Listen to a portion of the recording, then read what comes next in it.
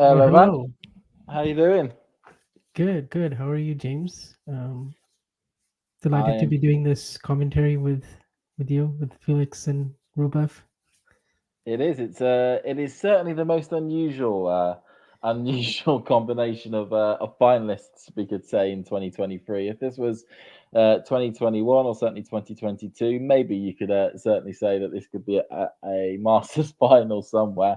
But given what both players have been going through quite recently, it is very much a bit of a surprise, isn't it? Yeah, I don't think anyone would have picked this combination pre-tournament or even halfway through the tournament. Definitely the top half of the draw really decimated with those injuries, with particularly Medvedev, Sinner, also Alcaraz to an extent. Um, and then Felix, yeah, getting those two retirements and a walkover. I guess he is playing really well though. He did beat Casper Ruud, which is no easy feat on this surface for sure.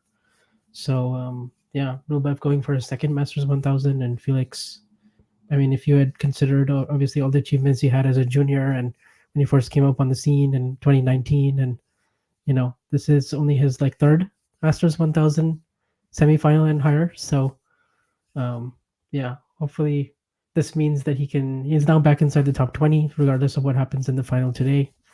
Mm. And hopefully we'll see more great weeks from him. Yeah, because of course, last for a long periods of last season, I think the only shining light was his Basel Hmm. win, as Yeah. it dramatically fell out of form and out of the what was at one stage a top 50 until that Basel victory. Yeah. So, like you say, yeah, going to be back inside the top 20. That'll give him at least a favourable run to have a little bit of a run at Roland Garros, and then going on to the grass season. All for him as we go for our first point. Rublev on the serve just goes into the net. So, who do you favour for this contest? I have to go with Rublev. I've been impressed by the way he's been playing all week. Obviously, really nice rebound after those four straight losses after the Dubai incident. But I've been impressed with how well he's been returning, how calm he stayed on the court, and yeah, just bringing his big, powerful game and rushing opponents. And but these two have always had really close matches. I mean, every single match of theirs has gone three sets except for the Marseille final in 2022. And Mm, mm. Felix, I mean, it's 4-1 head to head for Rublev. But the last time these two played in Rotterdam, I mean, Felix had three match points actually. So I'm expecting a pretty close one, but I'm giving an edge to Rublev. How about you? Yeah, I would certainly say so. I mean, like you said, that only that one time that Rublev beat him in straight sets, in Marseille, Auger-Aliassime the week before came off the back of winning Rotterdam and beating Rublev on the route to the final. On that one, I believe it was in the semi-finals that he beat Rublev on that one. So very much so. But at the moment, Auger-Aliassime is having a bit of a quick start here on a Rublev Yeah. serve. Already love 40 up. Yeah, a double fault and then a really massive forehand inside out winner. So this is a very good start for him. Yeah, and it's one of the things with Auger-Aliassime that he certainly has some form of clay court pedigree. He has done very fairly well on the surface in the past, or at least has played really well on the surface in the past. I think my biggest memory would be the ball as the ball goes out by Rublev. So that is an early break for the Canadian. I was about to say my biggest memory was 2 years ago at Roland Garros, where I Yeah. believe it was the fourth round where he took Nadal to 5 sets, and it looked really, really tight in that contest. Yeah, that was certainly the best clay court match I've ever seen him play from start to finish. And he was mixing in some really nice variety with the drop shots, just playing super offensive and like really, yeah, like pushed Rafa. Like Rafa had to play some really good tennis to come out on top in the fifth set. And yeah, pushed him arguably harder than anyone in that tournament, actually. So, Yeah, it was certainly the match where there was the most jeopardy for Rafa. yeah. But no, it's. I mean, both, like you say, both players in running to this final have had really good results in terms of a big match win. Rublev beating Alcaraz, of course, on in the quarterfinals. If I remember correctly, quarterfinals, Yeah. and then Auger-Aliassime beating Casper Ruud in the Casper Ruud in the fourth round to get to this situation. And of course, in the situation where Ruud, absolutely plays brilliantly out of his mind against Cameron Norrie, and then the next round plays really rubbishly. And I'm like, You got to be kidding me, man. There was a run here for Norwich somewhere, Yeah, maybe in Rome. maybe in Rome. But yeah, I've had a couple of withdrawals pop through the letterbox already for Rome. It's as you probably know from yesterday and the day before, Alcaraz and Sinner both pulling out of that tournament. But earlier today, we got Yuri Lehechka being the next name, or who would have been one of the seeded players, pulling out of the event. Oh yeah. Oh, that's rough for Lehechka. He's missed 3 of the 4 like sort of big clay tournaments already this year with Monte Carlo and Barcelona, and now this. But yeah, the main ones obviously Alcaraz and Sinner, and we still don't know the extent of Medvedev. So I'm sure the tournament organizers are not pleased about that. Yeah, I mean it's a huge blow for them to lose both Alcaraz and Sinner, two players they would have fully expected to have been at that finals weekend, and hoping that they would, certainly be looking to challenge the title. Especially, I think in the case for Sinner, brilliant forehand winner though by Rublev, straight cross court. Nothing Auger-Aliassime could do about that one. But certainly with Sinner being the Italian and given the rise at the rankings and where he is, where he would have been going into the tournament this year, they would have had him down as somebody who could have won the title, and I'm sure the Italians would have loved that in Rome. I can't remember the last time that an Italian won the Rome Masters. I'm guessing you may know that, Batch. Probably would have to go back to like before I started watching tennis, like in the 90s or before that. So I actually don't know. But yeah, like Berrettini has never really managed to play well here. Fonini, he's had like some really big wins in the early rounds, but no like significant deep run. I mean, yeah, Fanini's big Masters win was, of course, the Monte Carlo one in 2019. Yeah.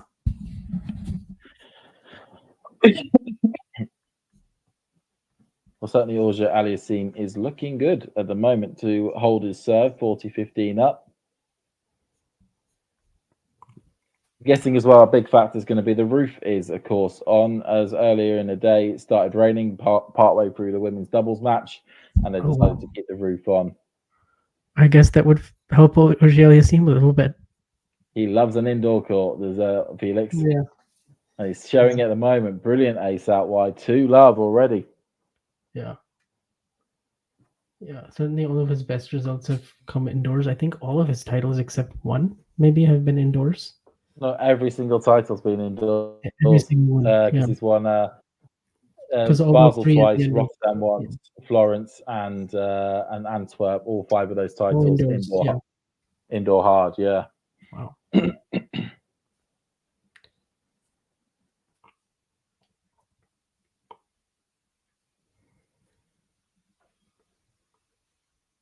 Really not a good start for Rublev there. Not a double fault.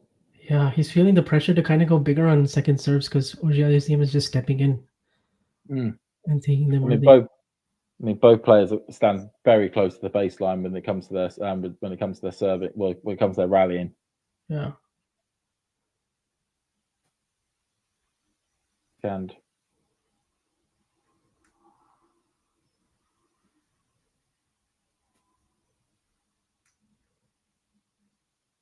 just a brilliant rally here. Both players taking the covers off the ball there, and Auger-Aliassime forcing the mistake off the Rublev bracket. Wow. Yeah, just staying patient there, Auger-Aliassime, and then going big on that last cross-court backhand and really good depth. Rublev is, in danger of going down double break. He's only won 1 point right now in this match. Goes cross court, forehand by Auger-Aliassime out there.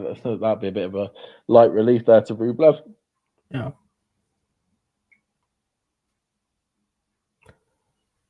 Sean, in attack, you're saying that Rublev should take this one, whereas LM, you are rooting for Felix. So we certainly have two opposing sides.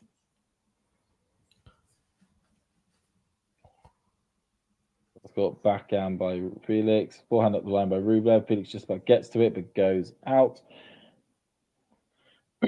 Rublev just starting to find his range at this point. realistically, if he does go a double breakdown, given the serve that Rublev, given the serve and forehand that Auger-Aliassime possesses, you could pretty much write off this set as game over if he does go a double breakdown. Pretty much.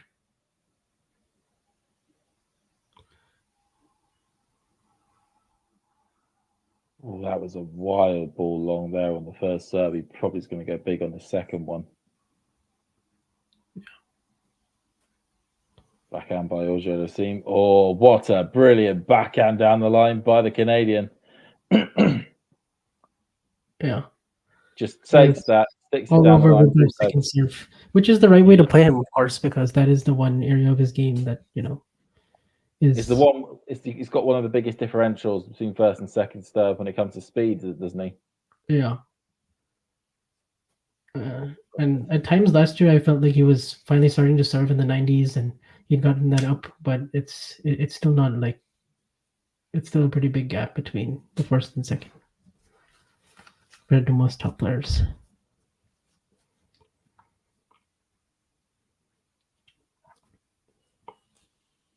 But he's currently at deuce, which I'm sure him and his team will be very happy with. Oh, good! What good first serve there by Rublev. Oh, the shanks off the racket there by Auger-Aliassime.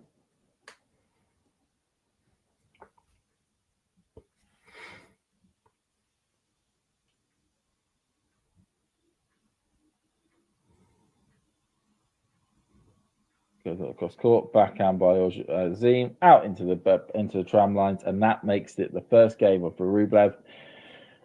But still 2-1 behind. I'm sure he'll enjoy the fact that he's got himself on the scoreboard there. Yeah, that's the key thing, to get yourself on the scoreboard and avoid the double break. Save that break point. So, yeah, we'll see. I mean, he's been returning pretty well all week, I would say. Particularly, he's been cutting off the wide serves really nicely on the deuce side. He's been suffocating opponents after that shot. So hopefully, for him, he is able to get one of the breaks back, and then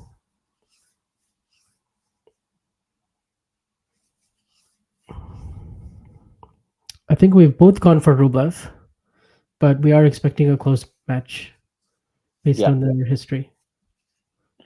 And something that was just popped up in the chat, sorry to go away. It's Schwartzman announces career end date. Diego Schwartzman has revealed that he'll play his final ATP tournament in 2025 at home in Argentina.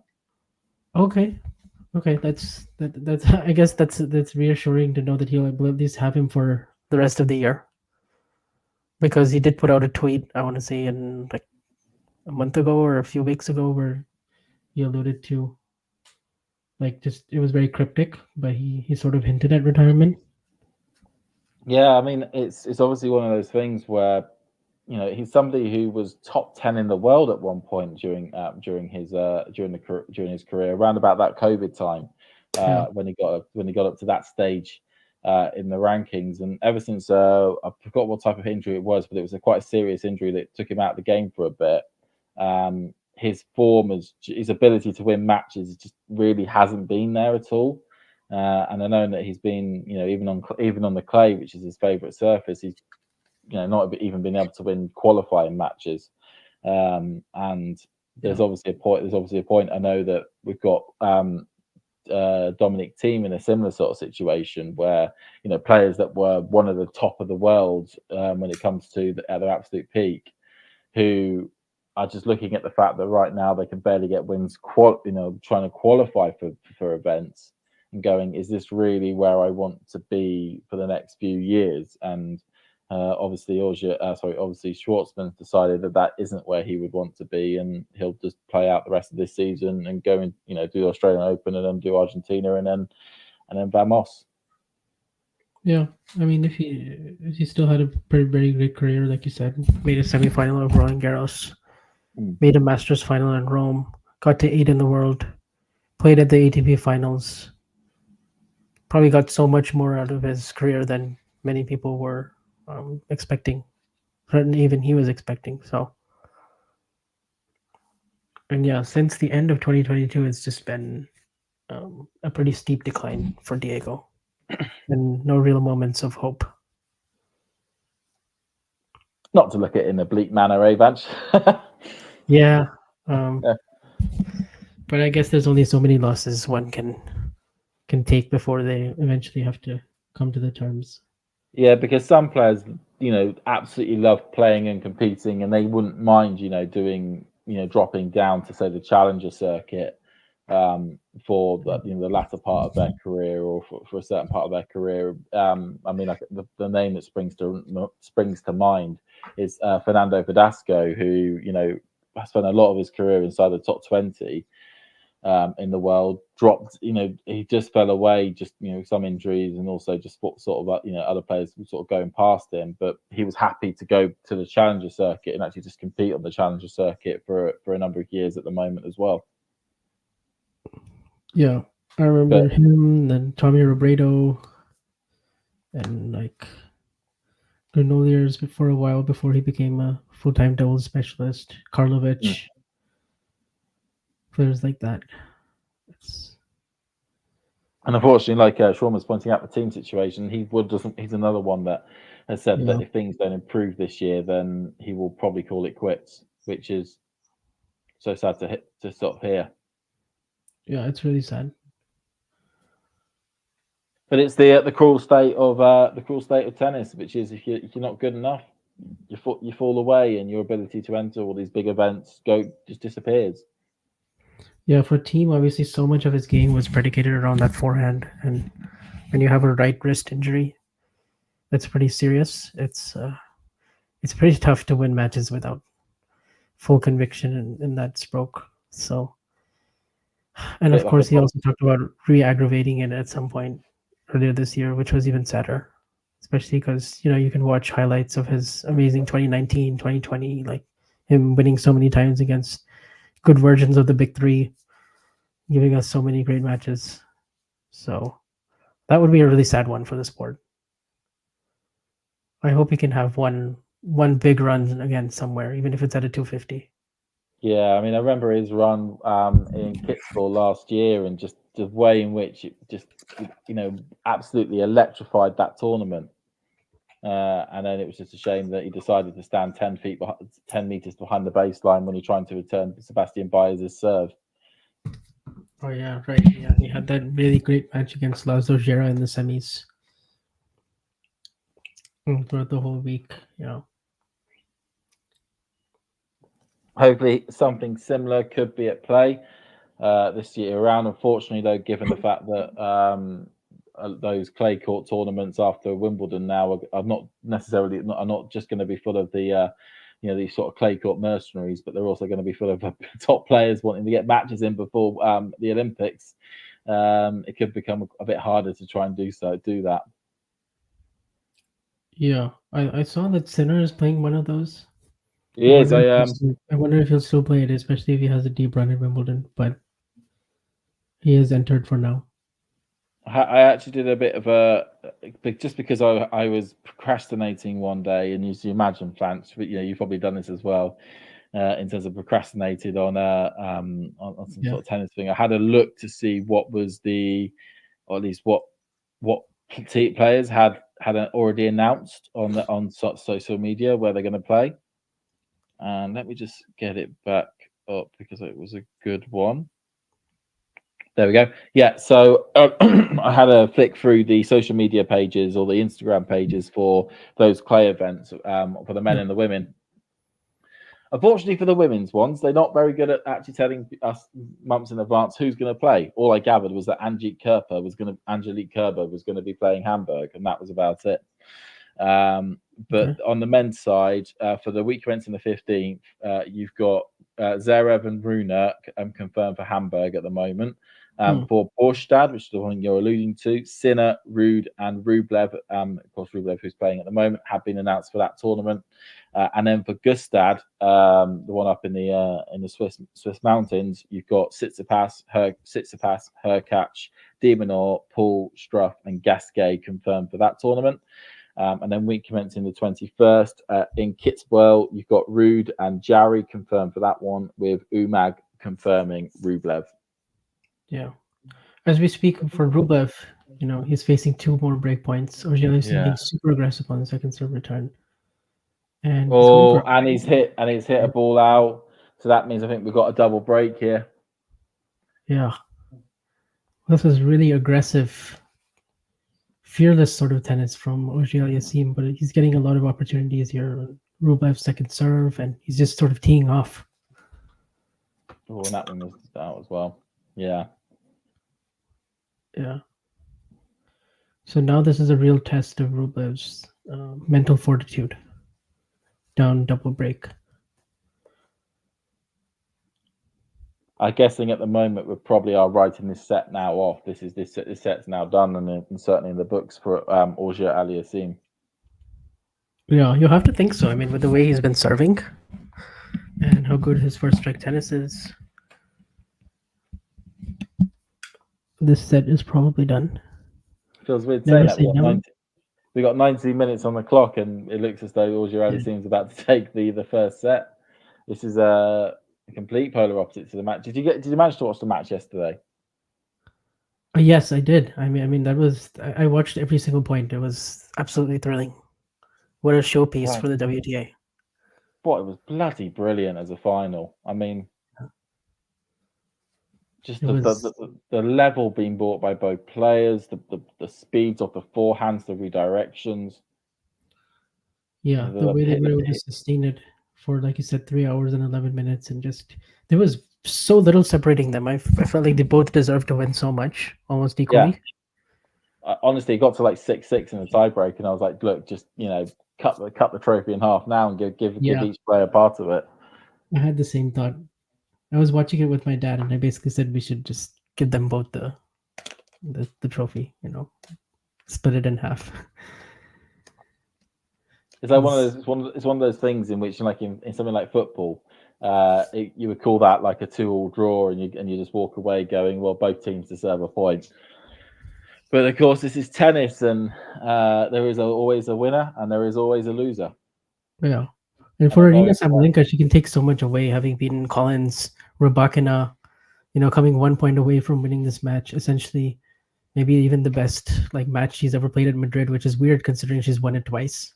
Yeah. But they both said, I didn't think going into this match, I was like, okay, if this match is like 70% of the Madrid final that we got last year, which was amazing, then we'll be really happy with it. But it exceeded. It was like 140% of last year.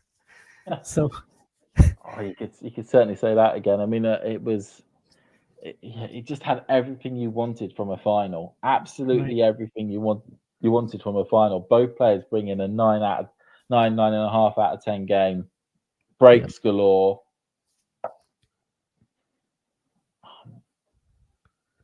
And of course, you saw Iga's celebration and reaction when she ended up winning. I mean, it means so much to her, more than most of the other big titles that she's actually won in her career, because of how hard she had to earn it. And what I said last night, but I certainly on the show last night for me, because it finished at like near enough coming 10 o'clock. It was that there was an element of doubt in the match, which for most of the victories we've seen with Iga, there has never been that element of doubt. It never felt like she could have lost it. It always felt like she was always going to win it. So although it probably would have meant a lot to her for every tournament she's won, whenever she's gone in as a clear favourite and there hasn't been doubt, it's we as fans don't get that much involved. But then with the fact that element of doubt, and it looked like for a lot of stages that actually it was going to be Sabalenka who was going to get across the line, it really added that intrigue to it. Yeah. And already Rublev looks a bit gassed with the way he was just holding his knees there. Yeah, interesting. I really hope this match doesn't end in some sort of injury or retirement. I do. Given the fact that we've got a couple of days off before any more live tennis, it's like, no, this is the only big live tennis match of today. Let's not have it end in disappointment. Yeah.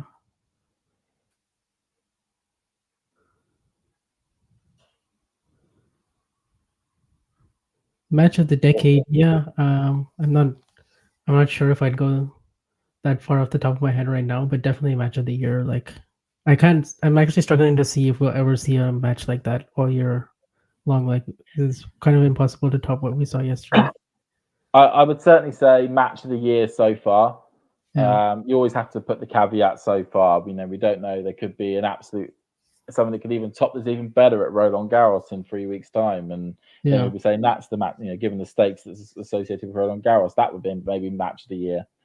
But certainly, you try and think back. Can you think of a match, since January the 1st, 2020, that has been better than this on the women's side?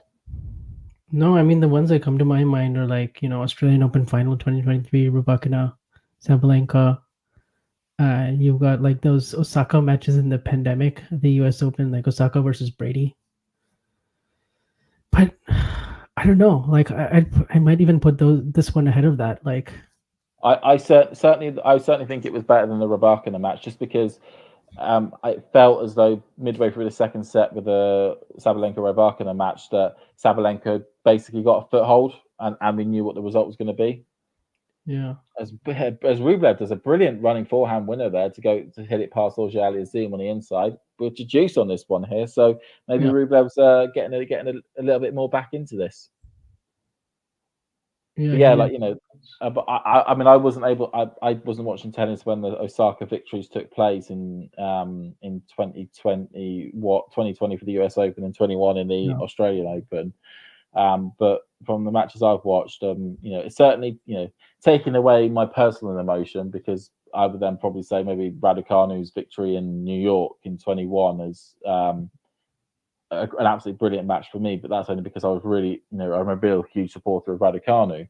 But taking just the fact of the quality and the back and forth and whatnot, and just an overall perspective, take away who I support, that to me was the best match I think I've seen in this decade. So there we go. yeah, for sure. So Rublev actually he has break point now. He does. He's peppering away at the Felix backhand, and Felix hit a slice long.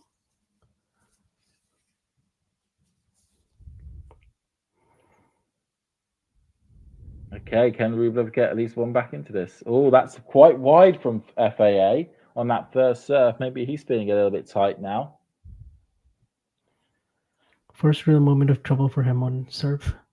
Yeah, he's going to face a second serve. What's he going to do with this? He's going to have to take a good bit of kick FAA if he wants to not get something Rublev can go on to. Backhand by Rublev, backhand by Auger-Aliassime. Out it goes. But Auger-Aliassime is challenging one of the return by Rublev, which did look close to the line. Yeah, it's tough to say. Well, it's quite close. I think it was in. It was just in. So with that challenge, he gives up the point, and Rublev has got one of the two break backs. All right. Yeah. Game on or set on. It's just if he holds here, he's breathing down the neck of FAA in a set. Yeah, there's a big difference, obviously, between 5-1 and 4-3, just psychologically. Looking good. Forehand. Oh, but geez, FAA's the way FAA managed to take, go from defense to attack in that point. Wow, I mean, that was excellent. Yeah. This is reminding me of some of the tennis he played for sure in 2022 in the clay court season. Quarterfinals Madrid, quarterfinals Rome. Played a good match against Djokovic in Rome, and then played a very good match against Rafa in Paris. Mm.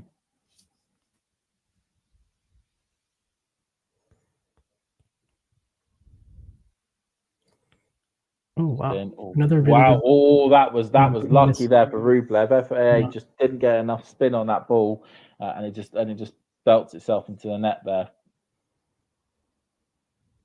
I'm actually pleased because it sounds like, Vanch, that both our streams are somewhat at a similar space. Yeah, I'm at 15 all with Rublev serving, so I think you're at the same place. Yeah. Yeah, he just served his first serve. I think it was just went out, and then he's on to his second, and then he's moaning to himself. Yeah.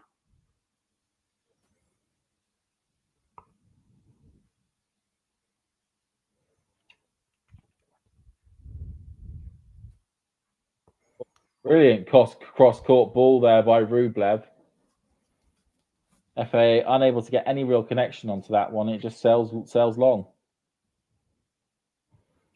Well, it looks like he's also upped his first serve percentage in the last couple of service games. He's finally above the 70% mark. Which is a really good number to be at, 70%. Yeah.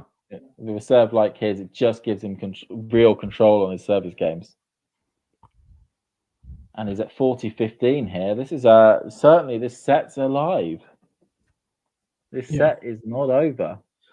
I certainly did not expect a break back, especially at 40 love for sure in the last game. So I think he The just line, backhand by Auger-Aliassime, comes to the net. Towards you. Auger goes for the lob, but it's well long. And there we go. Rublev, 3-4. So still a breakdown, but it's a damn sight closer than it was on the last sit down. Yeah. He'll be very pleased. It's not 3. He's played more than that. I mean, he won his first round against Nishioka in 3 sets. Actually lost the first set. Then he beat Manarino. Then he had the 1 set against Menchik. Menchik retired. Then he beat Rude in straights, and then he got the walkover and retirement. So, but certainly that could become a bit of a factor later on in the match. I mean, given the fact that he's not played, a full match, or properly a full match since that Rude 4th round. Yeah. Back on Monday, which is quite a long ago. I mean, then to get a walkover and then only to play like half a set a couple of days ago. I mean, that's a lot of time not to be playing properly. Yeah, it's not ideal. That must have been kind of awkward as well. Like, what do you do in terms of your preparation, days off? You play practice sets on your day off. Like, I mean, it's also one of the things, especially with this extended these extended format events. Under the old Masters format, if you had 1 day walkover, you probably actually would be thanking your lucky stars because it's so compact because you're playing day after day after day. Whereas on this format, you don't play, your match gets, you get a walkover. You're basically going to be, there's 3 days where you're not going to be playing at all. Yeah. Which is a lot of time, for a tennis player. Yeah, for sure.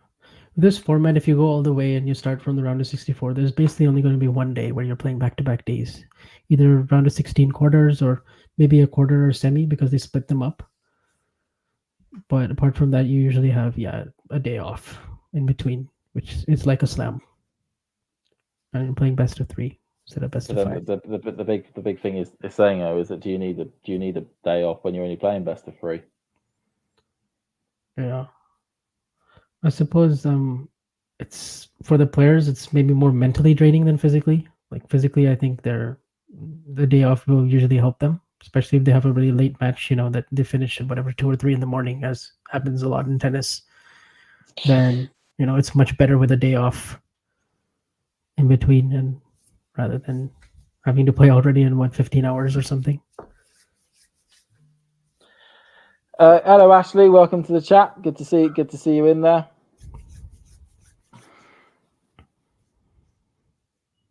And of course, also with Lehechka pulling out of. Just having a look here. Okay, Rublev. Auger-Aliassime got some good spin on that ball there. I'm just saying with Lehechka pulling out of Rome, it does now mean that Auger-Aliassime goes into the seeded positions for that tournament. So he'll get a couple more days off than what he would have usually have gotten if he remained in the draw. Well, it's pretty wild to think if FAA wasn't even seeded in the top 32 for this. He was 35 coming in, and if he wins this match today, he'll be 17 in the live rankings. If he loses, he's already top 20. And I think actually if he wins this, he'll be top 10 in the race as well.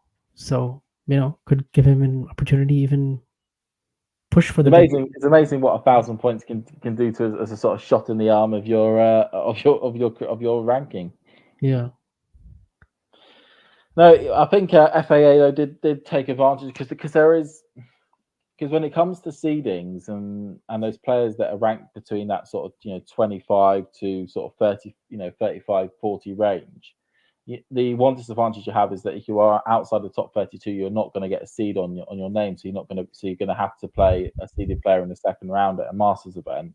But similarly, if you're unseeded, there's a potential that you could potentially get a seed, maybe 24, who then will play somebody who could be ranked 15 or 16 in the world in the third round, and it gives you a chance to really get into a tournament. Whereas somebody ranked, somebody seeded 25 to 32, their first round match is going to be against an unseeded player, but then their second round match is going to be against one of the top 8 players in the world, and you're almost then stuck in that purgatory of it's very hard, it's incredibly difficult to then get yourself out, get that maybe that victory to get yourself progressing in that event. Whereas if you get a bit of draw luck, then as an unseeded player, then you could potentially get yourself a little bit of a run going. Yeah. If that rambling makes any sense, Vanj. Oh yeah, it makes a lot of sense. Like 8, 16, 32, 24, like these are important numbers as far as ranking. It's like probably more important than 3 or 4. Like if you're number 3 or number 4, it's kind of the same. It doesn't really matter. Yeah, it doesn't really matter that much if you're 3 or 4 or 1 or 2. Yeah, because if you're 1 and 2, you're going to be ahead of an entire half of a draw. right. Backhand by Felix. Oh, that was a wild backhand by Felix on that one there. But he still got 1 game point. But just like the last service game, Auger-Aliassime was 40-15 up on his serve, and Rublev is looking to sort of take it back to juice. Yeah, he's going to make sure that doesn't happen again.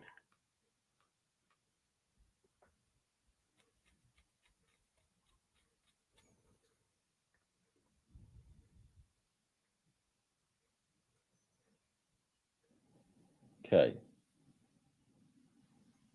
Whoa, what a return there by Rublev. Jesus. First serve as well. Swats it away. Auger-Aliassime is left scrambling.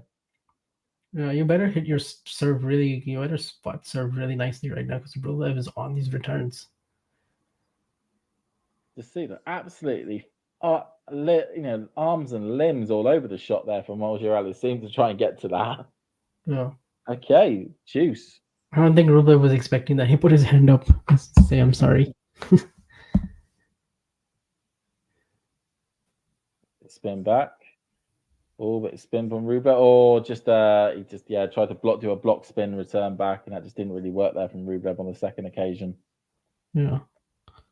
Looked like he kind of got jammed on the return as well with the body serve. Yeah. And then Felix.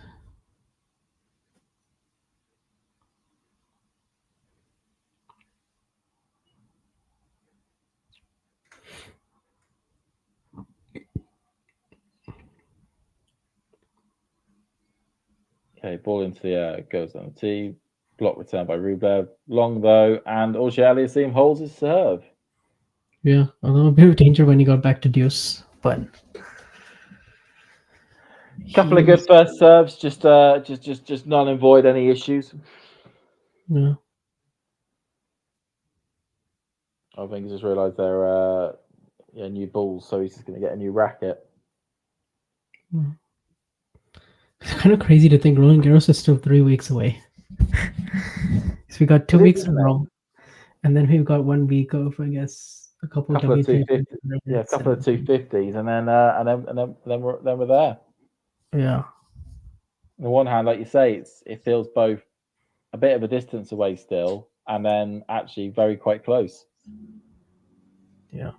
I think I tweeted earlier on. It was I realised that this morning. I was like, shoot, we're going to be in Rome next week. I'm going to have to make sure that my Discovery Plus account on my TV actually remembers who the hell I am. So when I log on, it knows what I'm doing. What I'm doing. So I have to quickly make sure. So I logged on there, like, it's completely forgotten me. I've got to go through the sign-in procedure again and forget my password and all that lovely stuff. Yeah.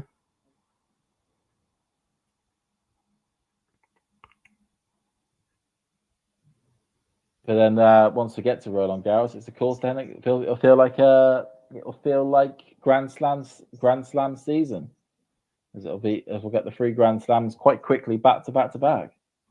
Yeah.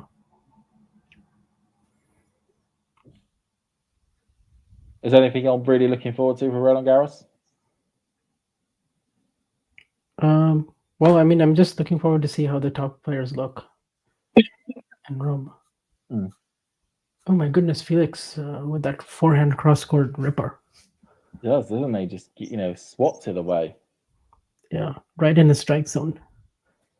Rublev not able to defend that. So he doesn't want to lose his serve here and let Felix serve first in the second set.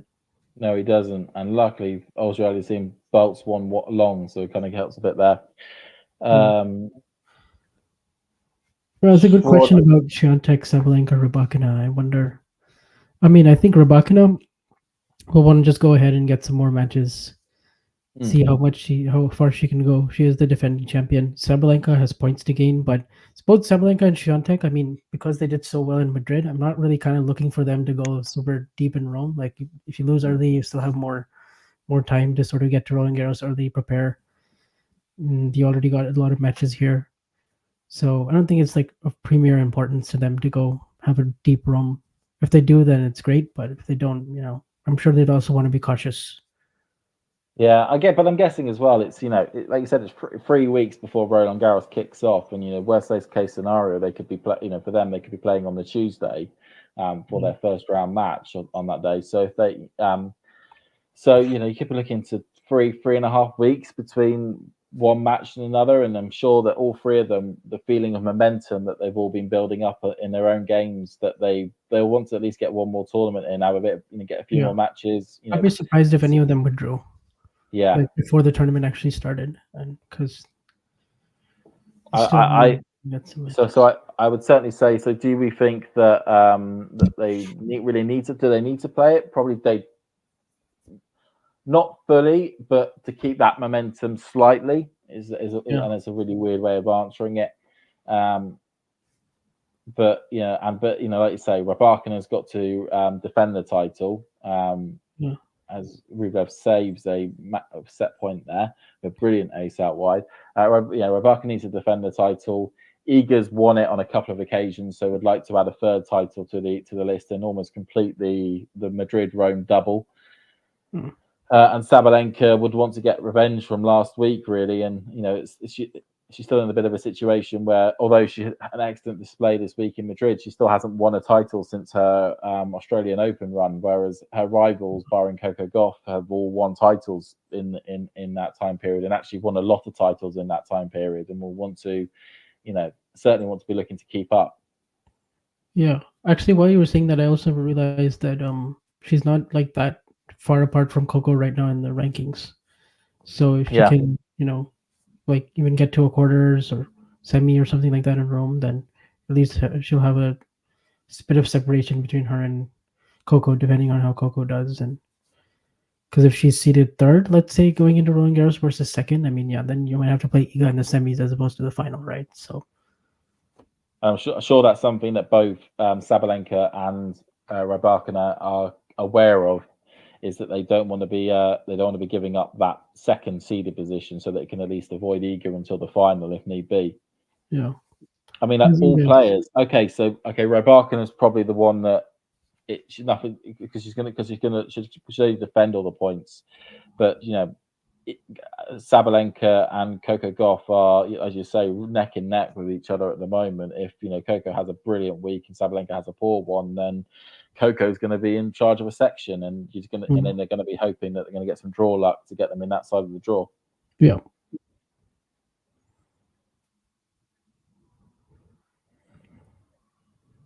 It does really feel like still again though Swiatek, Sabalenka, Rybakina have sort of separated themselves from everyone else, and there's a big gap. I agree. It's we were talking. It was a people started using the term big three. I'm more calling it the main three, because the big three is players that have longevity of absolute dominance at the top of the game. But certainly that main three of those players, there was an argument to be made potentially at the back end of last year, a main four, with Coco in the run that she was able to do. But certainly, like you say, this year, the first half of this year, it has been those three that have been winning all the big tournaments, going deep, having the best matches. It very much feels as though they are the ones that they are the ones that are going to be looked at to win Roland Garros and Wimbledon and the US Open, and the other lot are just still going to be trailing in their heels almost. Yeah, Coco was in the conversation probably like after like Wimbledon till Australian Open this year, but since Australian Open, she hasn't managed to find her best level. Still fifth in the race, but still big gap between three and the rest. like Collins and at 4th, and then Coco at 5.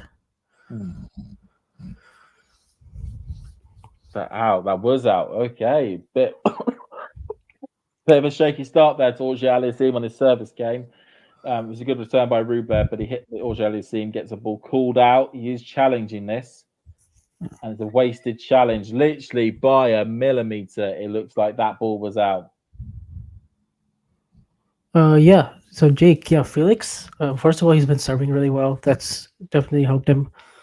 He's come out swinging. I think the backhand, he's taking it early, especially on second serve returns, stepping into it, not afraid to go, not afraid to go bigger with it. Like even sometimes go inside in and get Rublev defending already on his backhand. So that's been good. He's been not letting the backhand drop as much, where he's like having to retreat behind the baseline. And yeah, I like the way he's sort of been imposing himself. But also, he's a pretty good athlete, Felix. He defends pretty well. So I like that he's trusting that part of his game a little bit more instead of just, you know, feeling like he has to go full trigger on every single forehand that he has, and he can actually like spread the court a little bit better. But yeah, his serve actually it started out really hot, but now his first serve percentage is dropping a little bit, and he's gonna want to not get behind in this service game and close out this set.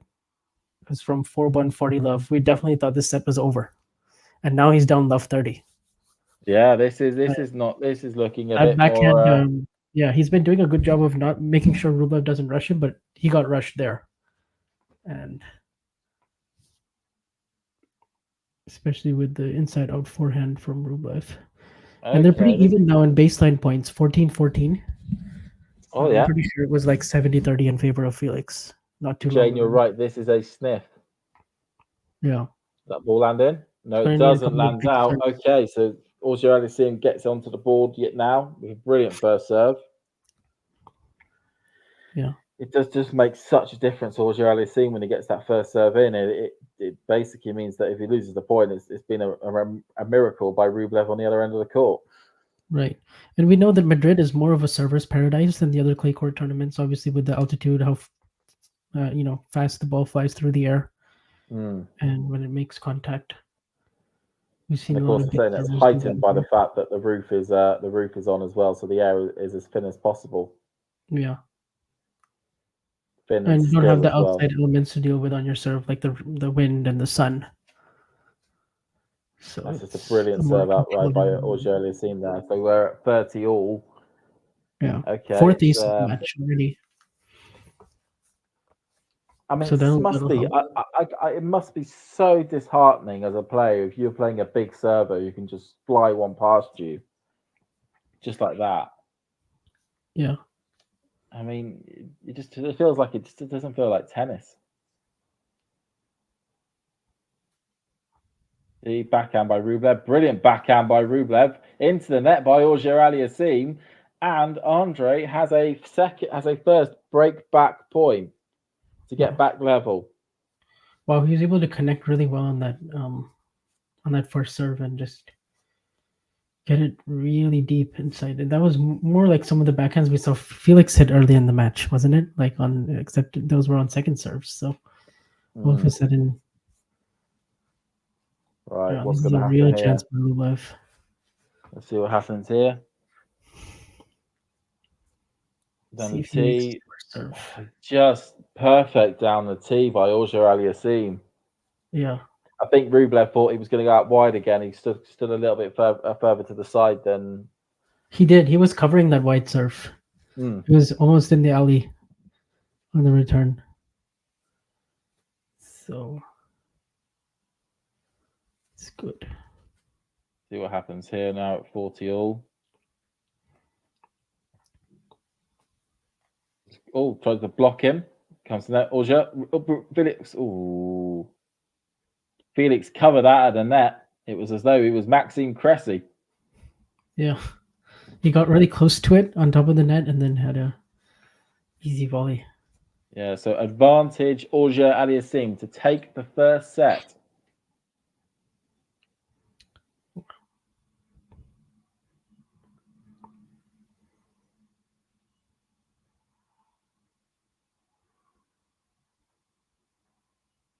Sit through here.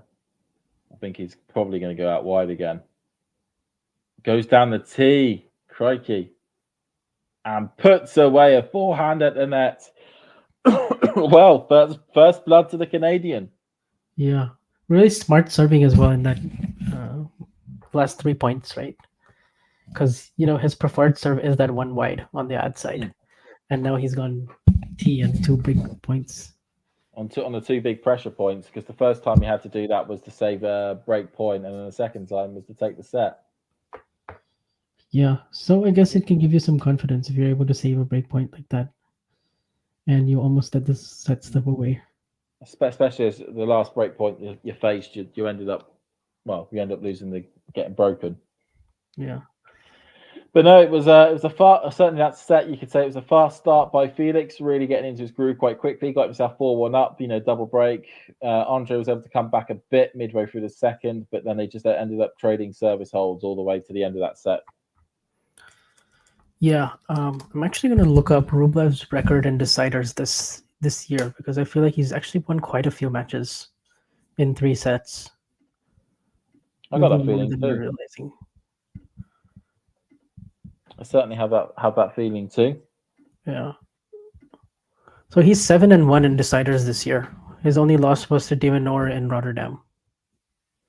Wow, that's a pretty neat record. That's an incredibly neat record. Yeah. And when he's lost the first set, he's come back 4 times this year. There's one in Hong Kong. There's one against Felix in Rotterdam, the match that we referenced earlier, where he had to save those 3 match points. And then a match against Zhang in Dubai, and then the Alcaraz one this year. So Alcaraz one being the most notable.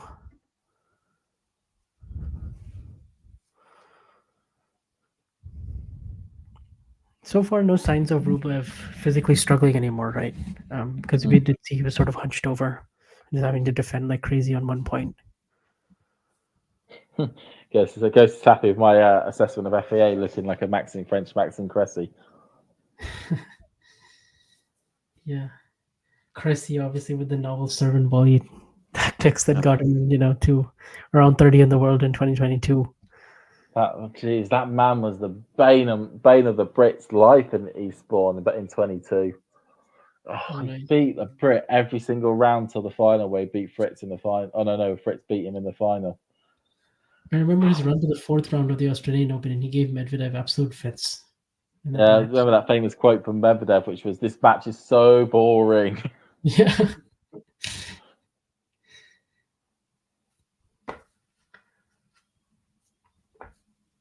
The thing is, playing Cressy, it makes you anxious as a player, because you know that you're not you have to hit a perfect shot on a return, otherwise you're not going to win the point, because it's going to just collapse at the net, and if you get broken, that's pretty much set over. Yeah, and he was another guy who just went big on second serves. He would risk hitting double-digit double faults in matches, and was just very stubborn about how he wanted to play. It worked for a good bit because you couldn't really figure him out. Yeah, and he was able to pick up at least a title in that time period as well. He won Newport in 22. Yeah, beating Bublik in the final. No, Bublik having so many chances to win that match. Yeah, he should have won that match. I think it was a set and a break up at one point. Yeah. Rublev, though, looking to have a bit of a quick start here, already 40 love up on his service game. Yeah, you do feel like even though Felix won that set, the complexion of the match is a little bit different. And yeah, I mean, it very much felt like that had, if you were going to say who was it more important for to win the first set, you would have said FAA. Yeah, for sure, 100%. I mean, because we know Rublev can come back. That isn't a problem for him. But FAA, if you lost the first set to Rublev, you probably would have learned before they would have been done in straights. Yeah. Well, it looks like the fake sun cream bottle's got a bit of a crack on the side of it there.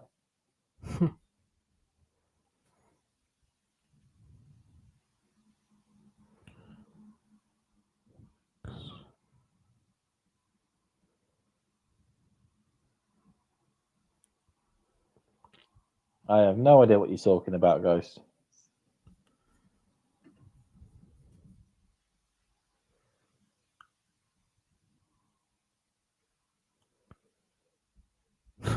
I think he's talking about the crowd and how they're like very partisan towards Felix. Maybe, I don't know. What, are they against Felix or for Felix?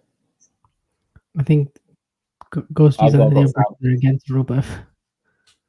Oh, I would have thought he would have had a lot of support. I thought so as well. I mean, he was a pretty popular player, right? I mean, I remember that at the Monte Carlo final last year where he was basically, it seemed like the crowd was all for him. Yeah.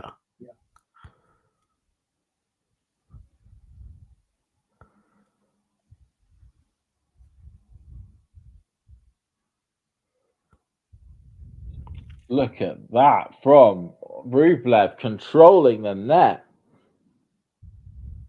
Yeah, that was a tough overhead as well. Mm. Felix right on the back foot after hitting a second serve.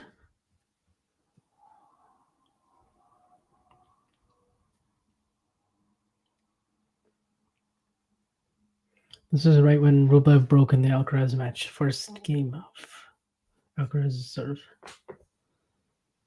Into the net there by FAA. Second serve. Look here for Andrey. Of course, that, levels would slightly drop at the beginning of a set. Can Rublev take advantage of a potential? No, he can't. He sticks a backhand wide. Yeah. Well, he got the return that he wanted, but instead of going across, he tried to go for the Push it down the line. Yeah. Rublev has been taking his backhand down the line a lot more frequently, I feel like, this year. That is opening up some good patterns for him, especially to get the forehand that he wants in the next shot.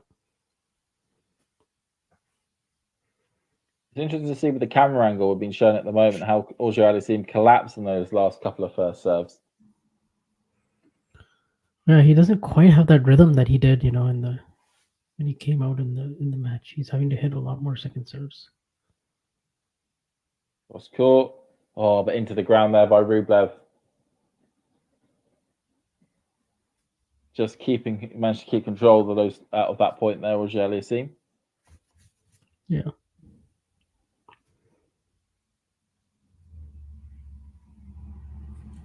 When Felix is playing very well, his forehand is so precise.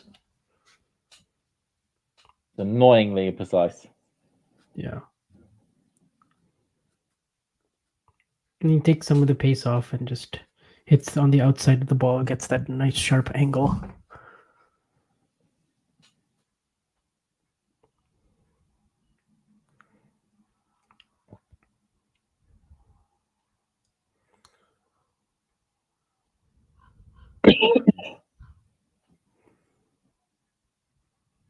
But tucks him up there. Tucks him up like a kipper. Crikey. Yeah, Rublev just totally jammed. Not sure whether to take that as a forehand in this sort of last minute.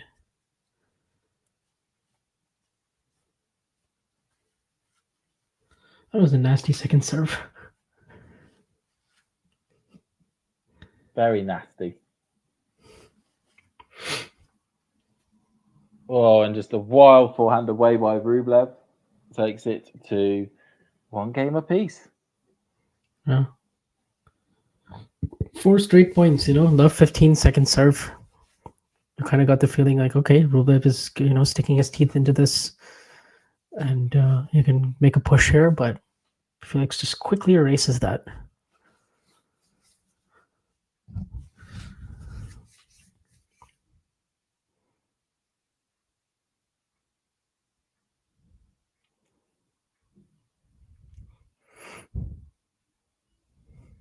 Auger into the air, smashed by Rublev. and got a put away. I mean, it's also key to remember for Rublev is that he did lose the first set in the Monte Carlo final last year as well. Yeah, he did, and then he was facing a break point to go down 5-1 in the third. Yeah, so he's used to getting himself out of tight scraps at big matches. That's just poor on poor. One poor thing, which was Auger-Aliassime running to the net and hitting the ball straight back to Rublev, and then the other one was Rublev hitting it into the bottom of the net. Yeah, I mean, I was surprised. Was that a serve and volley from Rublev? Hang on, let's check this out. Shocked at it. Yeah, I mean, you'd never see him hit that. I mean, the volley was not good. It just stuck up in the air. But, that is surprising that he would throw that one in there. Tell you what, it does. I mean, when Rublev was able to tee off on a ball, it just does look like a golfer, by the way that he's able to hit them. Yeah. That's sometimes the kind of backhand on force that you just saw from Auger-Aliassime there, where he just sometimes looks like his racket is too close to his body. It's kind of a bit jammed, and usually he ends up pulling it wide. It's either a shank or he pulls it wide. That's sort of the part of his game sometimes that can let him down on some big moments. The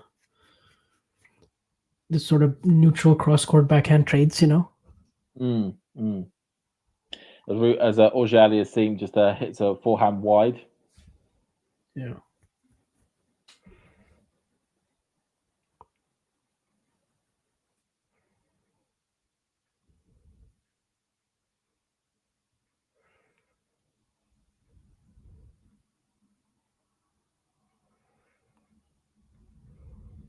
Cross court by Rublev. And up the line and a mistake there from Auger-Aliassime.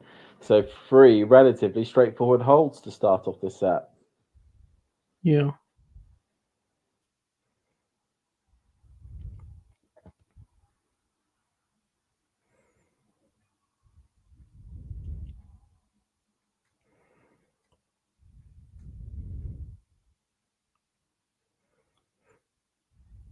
Yeah.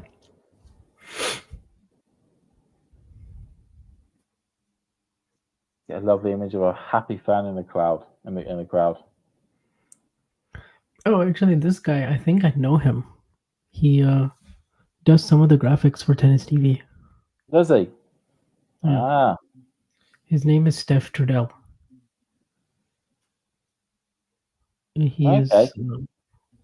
He's French.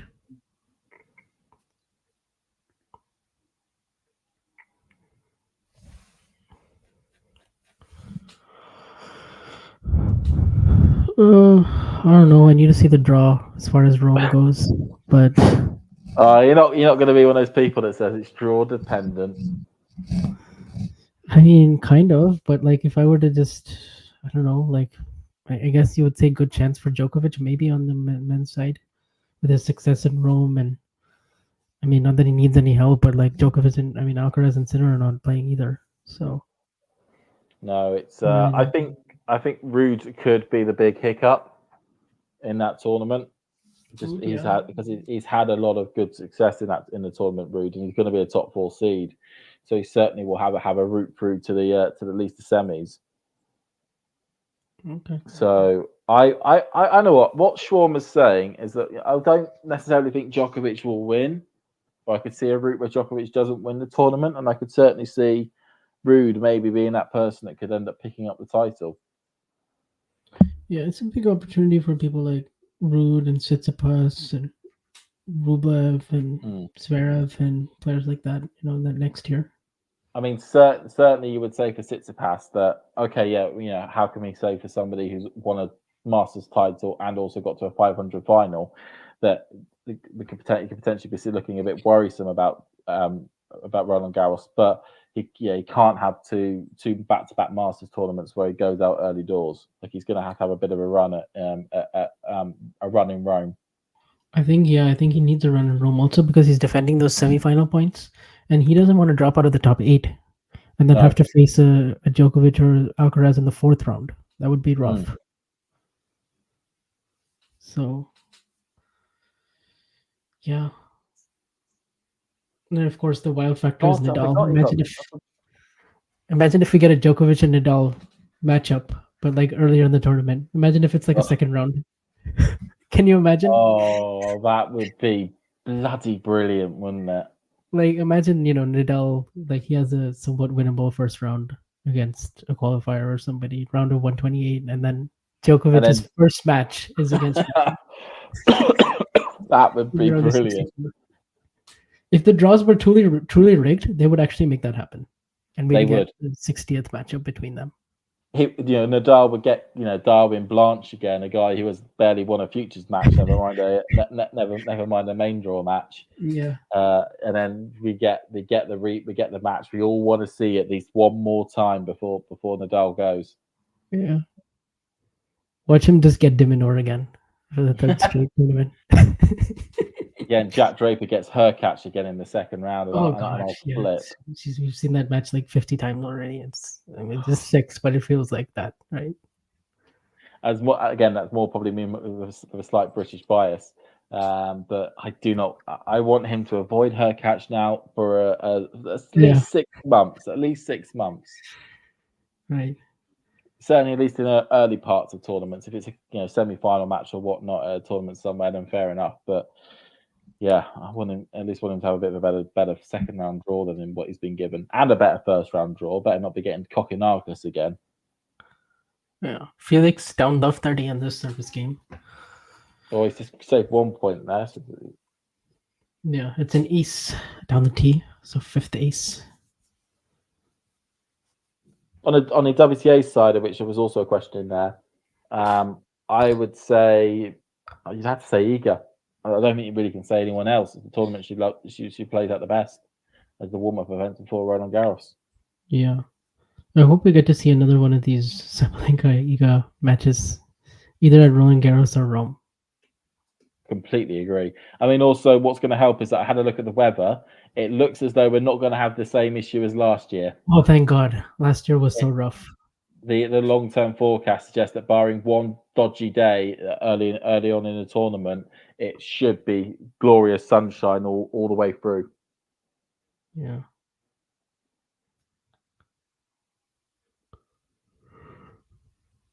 They're supposed to have a roof in Rome in 2026, so maybe is that the plan? I think so. Yeah, I think that would ruin the aesthetic, surely, wouldn't it? Though of Rome, because it's all about looking like this old Roman Colosseum type stadiums. Yeah. As Rublev bangs the ball into the net and is absolutely livid with himself as he gets himself into another service game where clearly the mistakes he's making is allowing Auger-Aliassime off the hook. Yeah, that was a very sort of makeable return. Like he had his racket on it, he got out of the way enough. He kind of wasn't able to get the points started, and like just 3 pretty quickly from love 30 to 40-30. Sort of getting these like half chances, but not really taking them, So if he can. Unfortunately, as I'm attempted to try and use as much natural sunlight as possible to shine on my face, it's now right on my face. So the hat's on again. If anyone remembers from yesterday when I had to do the same thing, because for some reason it's now sunny in the UK.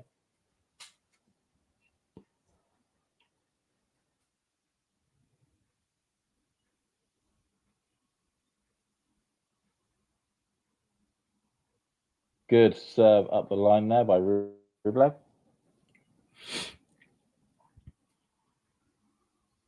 But do you think there's any WTA players? Do you think there's any WTA players that really need a good run in Rome?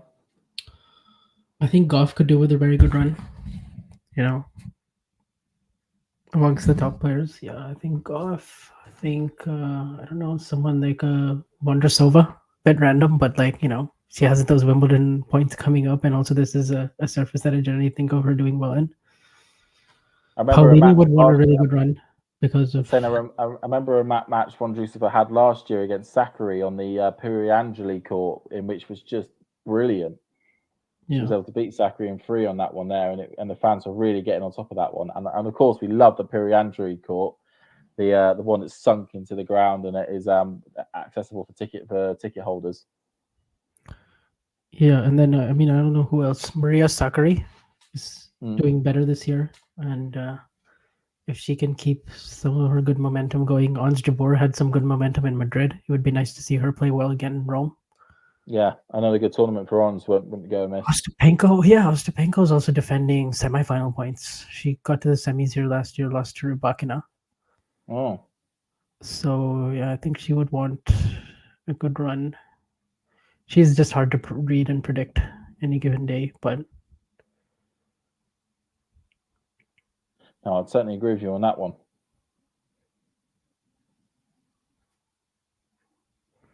great. Rublev avoids going down 2 break points, comes up with a really good overhead put away.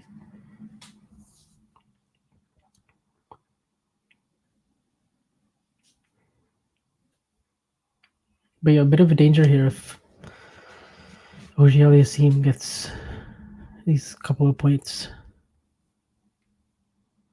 Oh, smash away and bounces on the line and down across up the line from Rublev to make it 40-30 as he bangs the ball into what looks like Neymar. Yeah. What's he doing in Madrid? He should be earning like £1 billion a week in Saudi Arabia. Right.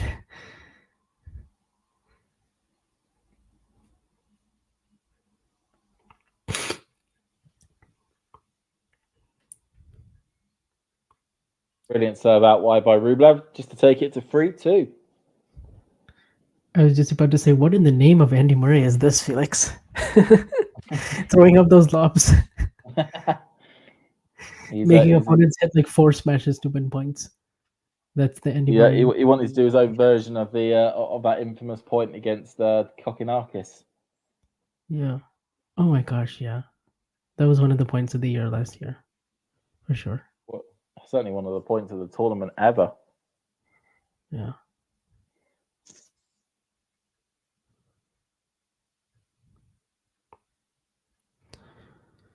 Yeah, Jake, you must watch that match. Sabalenka-Swiatek. You get a chance.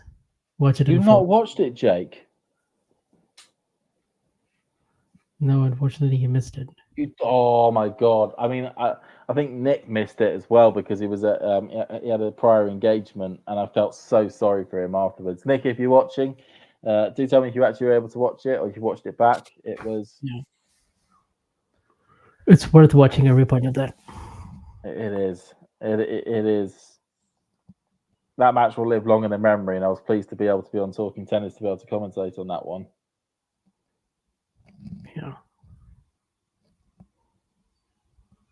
It's going to be a bit like the classic saying about Woodstock, isn't it? Mm-hmm. You know, it was giving me sort of Alcaraz, Djokovic, Cincinnati vibes in terms of like the hype. Had to be there. You know, the build up, and you were like, "Is this actually really going to deliver?" And then it exceeded expectations. It's also probably my favorite rivalry. I look at all those top 4 possible rivalries that we have, and like, I don't know, like Rybakina-Swiatek, it has a different sort of vibe to it. They usually don't have those high octane baseline rallies going full throttle at each other for 3 hours. You know, it's much more serve return dynamic based. Sabalenka Rybakina is usually pretty good, but they've also had some one-sided ones.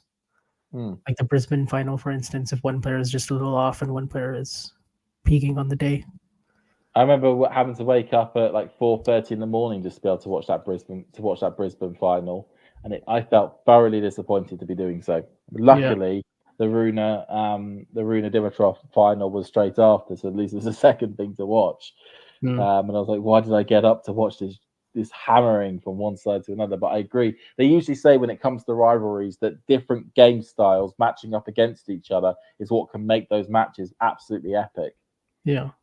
And there's also not like a clear contrast of style in Rybakina. I mean, in Sabalenka-Swiatek, like it is a more like if they're both kind of, you know, I guess it's power versus like insane precision and consistency, but like it's not like you can't really like sum it up in terms of like a clear contrast. You know what I mean? Whereas there's enough of a contrast, but not a huge amount of a contrast. Yeah. That's sort of like Goldilocks. It's like the perfect blend. And like even their one-sided matches, whereas like you say, Sabalenka versus Rybakina, they could basically be the same player playing up against each other. Right. Like their game styles are very similar when personality is completely different. But then Fire and it's ice. yeah.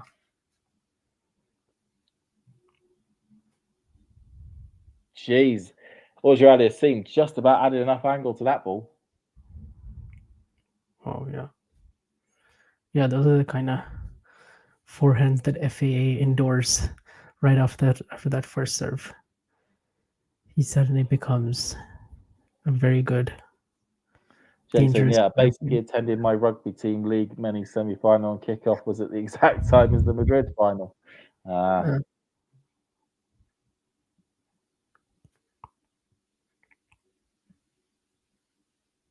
Oh, good read. Oh, good read by Rublev. He knew exactly where FAA was going to put that back and was able to be right there and ready to try to hit a winner. We're at 30 all here, so a bit of jeopardy. yeah. Net cord on that backhand as well, making the volley even more awkward.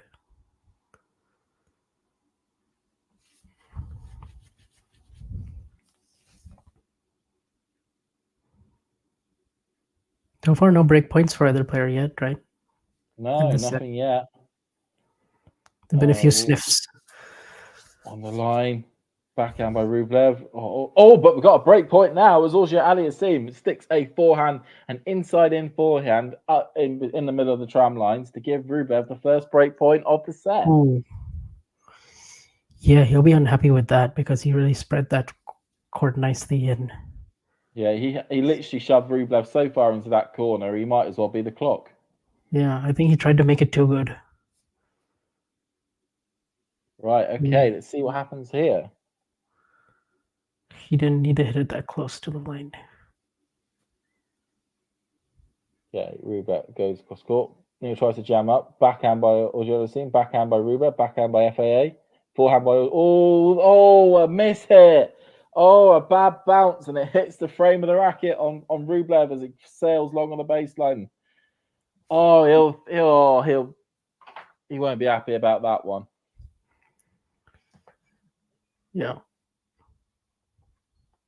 He will not be happy about that.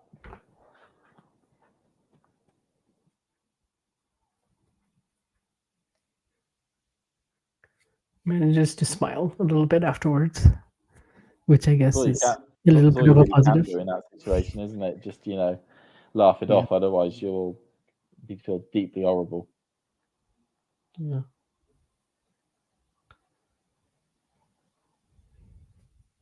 Goes to the line. Backhand by Rublev. Backhand by FAA. Backhand by Rublev into the net.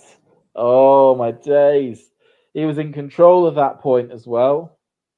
Yeah. This time, though, he's more furious because that is a routine backhand for him that you cannot miss.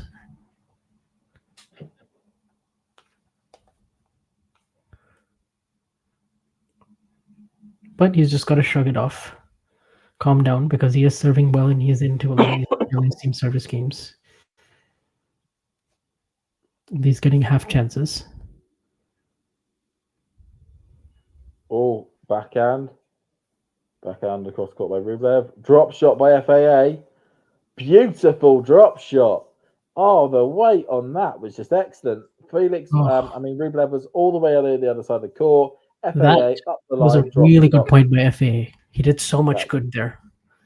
Spreading the court with his forehand, hitting the really good backhand cross, taking the slice from Rublev and then putting a drop shot, going down the line with it and just perfectly played. It had just enough spin on it. It was excellent, that drop shot. Yeah, and he was going to be in a really great position even if Rublev somehow got there. So that was...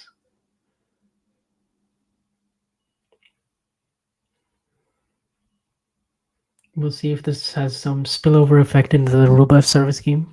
Sometimes when you save a break point the game before that and you get out of it a bit of trouble. You end up becoming really vulnerable on your own serve. Well, at the moment, Rublev's taking the first points. That's a good start for him.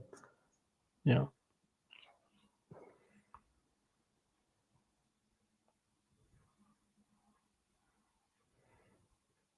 Second point to Rublev as well. Another ball long by FAA. I feel like we have so many players right now, or by so many, like a good 4 or 5 that I could easily say. I mean, the forehand is the strength, the backhand is more of the shield, and it's how well they protect that side that defines their success, right? And you have players like Felix, Rublev, Casper to a certain extent, Tsitsipas, obviously. When players like that, when they just have clearly one wing stronger than the other, and every time they go up against each other, it's a little bit of a chess match because you don't want to be always hammering away at the backhand in the baseline rallies. You kind of want to go to their strength and then open up to the weakness. So that's what makes these matches somewhat compelling for me, because it's like whoever does that better is going to end up winning most of the time. I mean, what was the classic thing with Djokovic was that he would always break down your strength and then leave you feeling absolutely helpless. Yeah, like he would play a Tsitsipas or a Del Potro, and he didn't mind going forehand to forehand with them and coming out on top. And it was just that solidity he has off both wings that just makes him so comfortable in those long baseline rallies to kind of do both.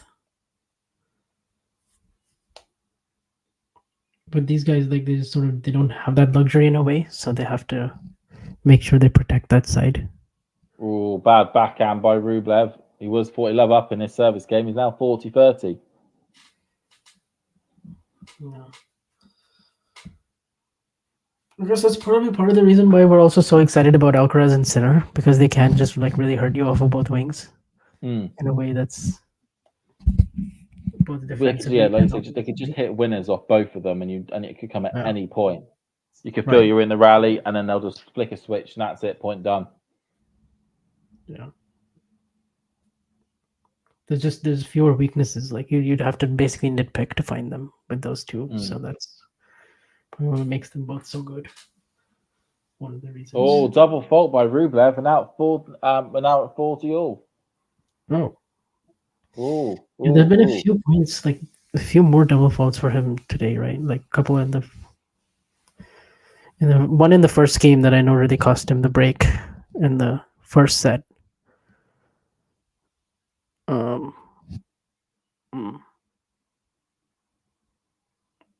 Okay, 40-15. That's a forehand. Sorry, that's a forehand wide there by Auger-Aliassime to give Rublev the advantage.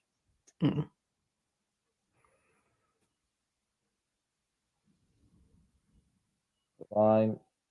Cross court by and just puts it away perfectly, Rublev, and that then means it is 4-3. Just holds on there. So it's living up as a good final at the moment, I would say. What would you say then, Vance? Now that we're halfway through the second set. Yeah, it's definitely interesting. Like I'm compelled to see, how this set unfolds, and if we actually end up getting a decider, and both these players are kind of surviving on their serves. They're getting half chances on the other person's serve. So the first set wasn't a total runaway. Like, from 4-1, 40 love, we managed to get 5-4, 30-40. So there have been some moments where this match has really, piqued my interest for sure. And of course, it helps that they've had, mostly all 3 set matches in the past. So that you're not going to get like a total dud. There's always the fear with these with a best of 3 best of 3 final is that if one player is so much better than the other, it could be over in an hour. Yeah. I mean, I think my big memory, of course, was the Alcaraz final from 2 years ago. Oh yeah. Yeah, that was a total beatdown. I felt so sorry for the fans in the stadium with that. Well, I say the neutral fans because, of course, a lot of them are Spanish, so they were really happy to see Alcaraz win. But us neutrals from home that wanted a bit of a cracker were sorely let down as that match finished in 50 minutes. Yeah, that was still back when it was 1 week tournaments. It was, yeah, and was it Zverev played until like 2:00 in the morning the previous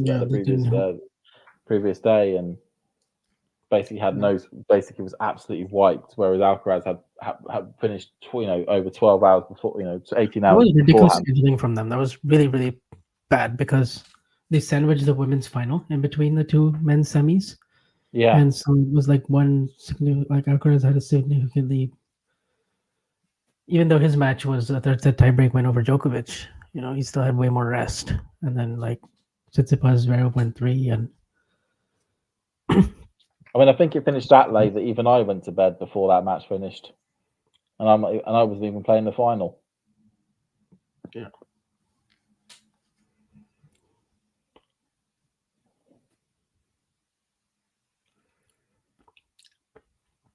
That was a double fault there by FAA.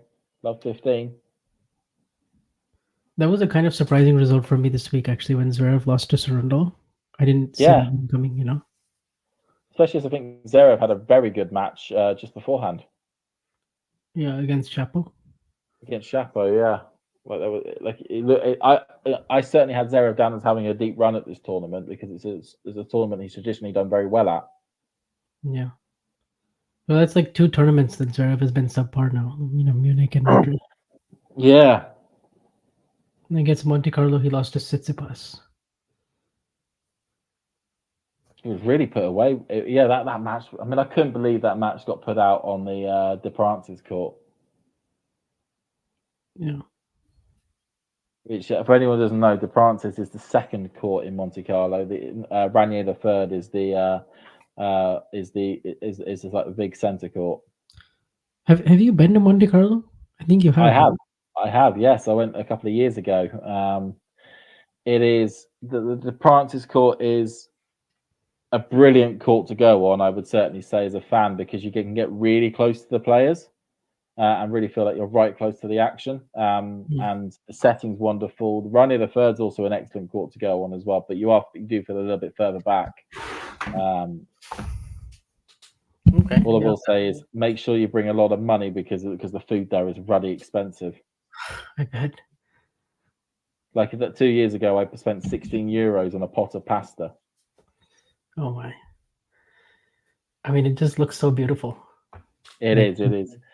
The way I would describe it is it felt like a mini Wimbledon, like it was a purpose-built venue for tennis. It's a country club, right? So they got that old school classical vibe, maybe. Yeah, but also it was able to. It managed to handle. Barring there's like a bit in the middle between Ranier the third and De France's where it can get quite congested, but for the other parts of the site, it never felt too congested. As though you could easily work your way around. And okay, if you wanted to go to court 9 or court 11, which was if you wanted to get to those courts, you had to climb up the hill effectively to get to those 2 ones. But all the other courts, court 2 is a brilliant court to go on to. Just that one bank at the side. And they can get really rowdy on that court as well, as you get like the real hardcore fans going to watch, 2 players that, as somebody who's just going because it's a really good tourist opportunity, you wouldn't know who they were and would just want to go on the big court. Yeah. Oh, those are one of those tournaments in the year that like really excites me. I always get up for Monte Carlo. Like that's, it's just like because a lot of the players live there, and it's like just they feel so at home. And the start of the clay court season, and you immediately have such great matches right from the day one. Yeah, and there's no working your way into the tournament. It's just boom, top player. Yeah, I mean, literally, what was it? The second match on the first day on Sunday, you had Musetti versus Fritz. I mean, what a way to start your That's your the tournament. First Sunday, that's like 2 top 30 players right there. Like it's. I mean, like Barcelona. On the one day they had Norrie versus Kachanov. That's another really cracking match. Yeah. Hurkacz versus Draper on De France's on the Tuesday, and that's like first round matches. Very, very much, I would say, go if you can, Vance. I know it's a bit more of a trek for you in California to get over to. No, that's like a must see for me. Like even before like Roland Garros, I really want to go there. I don't know. It's just Yeah, I mean, it's a lot easier for me because I can get very cheap flights from London down to Nice and then stay in Nice and then just get the transport across to Monte Carlo. And that's also a little bit of a tip as well as a tip, not a little bit of a trick and a tip for anyone who's wanting to go is that you don't have to stay in Monte Carlo to go to the Monte Carlo Masters. There is a lot of transport links from Nice to be able to get into Monte Carlo. And the one thing you notice quite a fair bit as well is that the Monte Carlo is actually not that far from the Italian border, so you get a lot of Italian fans that make the trip across to Monte Carlo. So it kind of feels like both you get a lot of French fans and a lot of Italian fans at the same time. And I remember being being on Ranier the Third when you had Benoit Paire versus Lorenzo Musetti, and it literally felt like a 50-50 Davis Cup atmosphere. That sounds really good.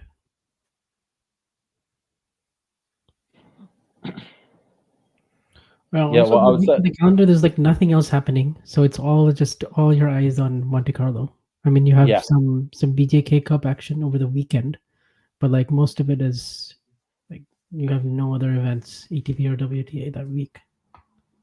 And generally, with like you say, with Billie Jean King Cup, you'd only really care about your nation in that unless there's a big player playing for from another country in a match that you may have a bit of an eye on. That just because of matchups, it ended up being where you get two top players. You basically only for you'll only really care about how the US is doing. For us, we only really cared about how GB was doing on that week. And I was like, a weekend switching between the Monte Carlo page or the Monte Carlo thing on the screen to the Billie Jean King Cup for Great Britain tie.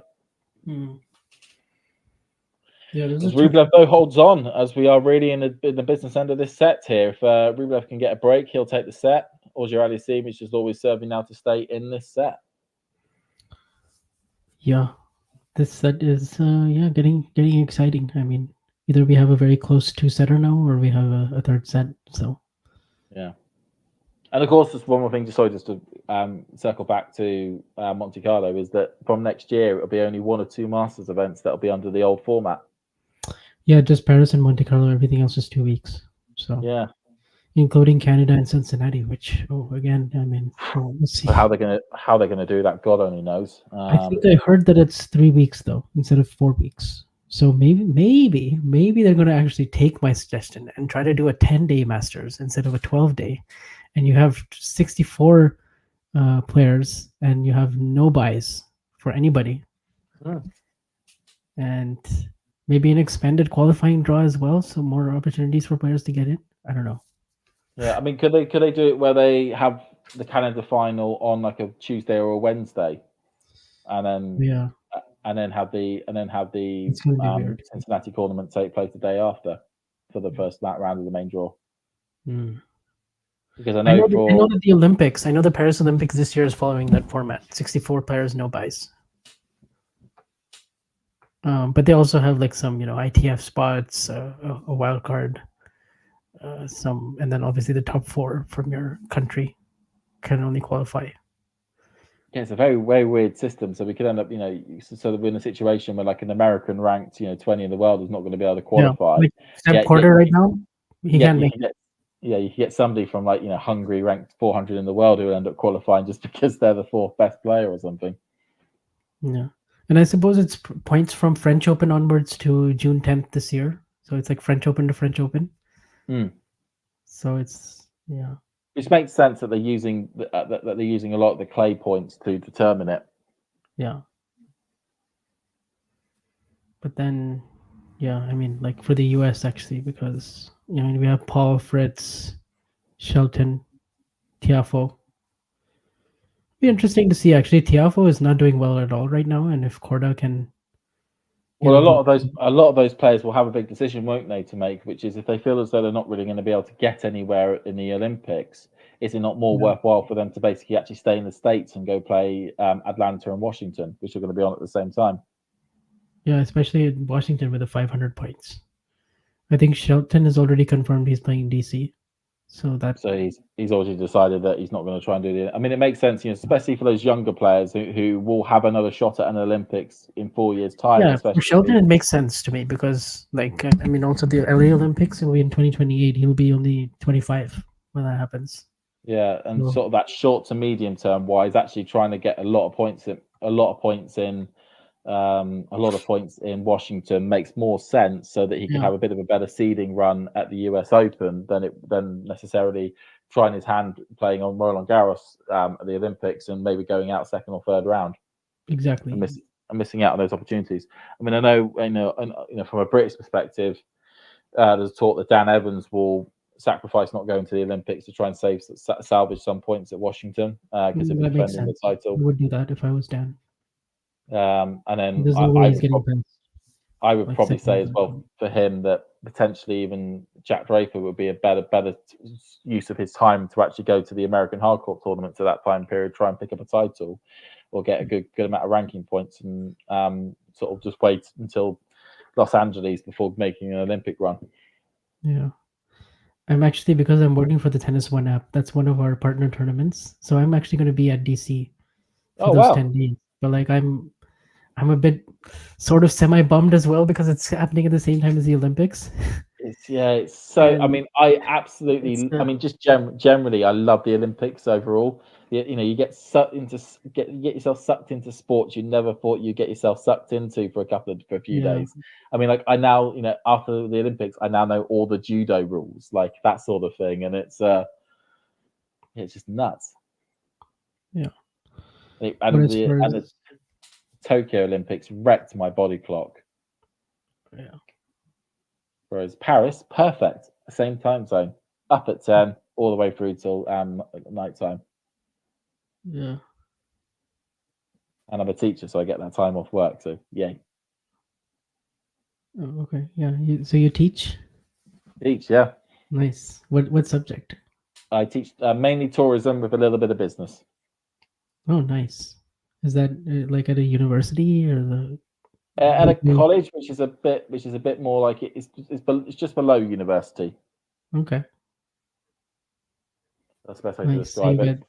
you get your summers off. I get the summers off, which it's a bit annoying because it's literally I just miss out on Wimbledon being off because I'm still working and while Wimbledon's taking place. Hmm. But bizarrely, I get those those post Wimbledon clay tournaments off.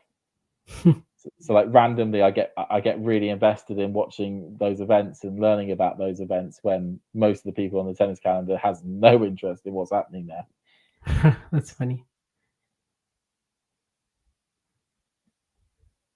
But then it's really good for like Washington and Cincinnati and whatnot because it means that I'm able to catch them earlier in the day. Hmm. Well, Felix is 2 games away from catching his first Masters 1000 trophy. He is, isn't he? But at the And moment, Rublev's doing all he can to stop that. He's put up 30 up on his own serve. It's 5-5, by the way, in the chat. yeah. If anyone's wondering, as we've ended up going off topic about the Olympics. Mm-hmm. Yeah, we're still keeping our eye on this, and we're looking forward to a good finish here. And do you think we're going to a tiebreaker? I think so. That's what it looks like, but you never know. 5-6 serving to stay in the match. There's a lot of thoughts that come in your mind that you have to try to brush off. Do you know for Rome next week if they're using electronic line calling, or are they going back to the classic chair umpire coming down from the chair? I think it's the latter. Yeah.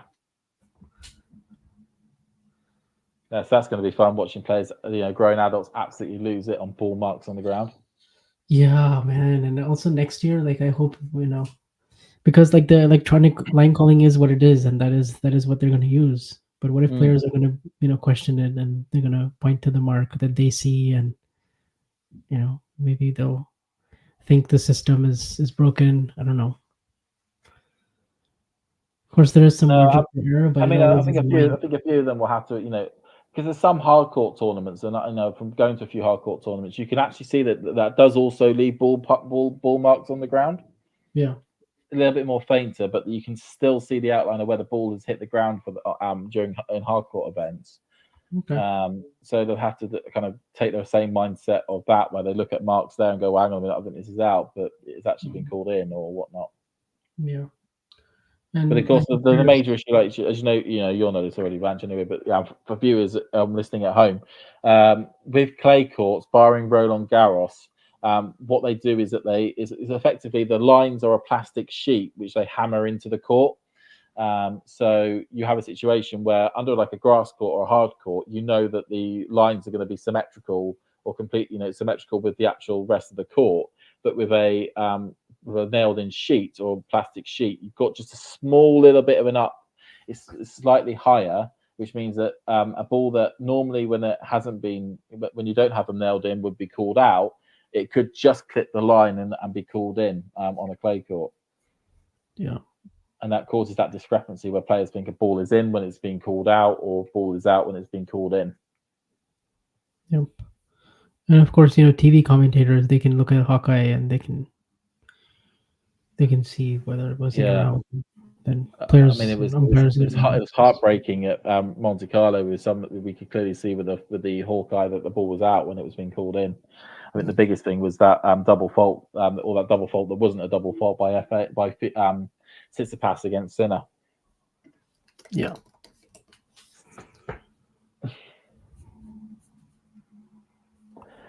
But then, like I said, what is it?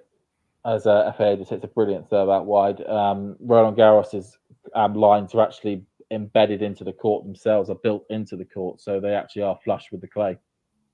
Mm.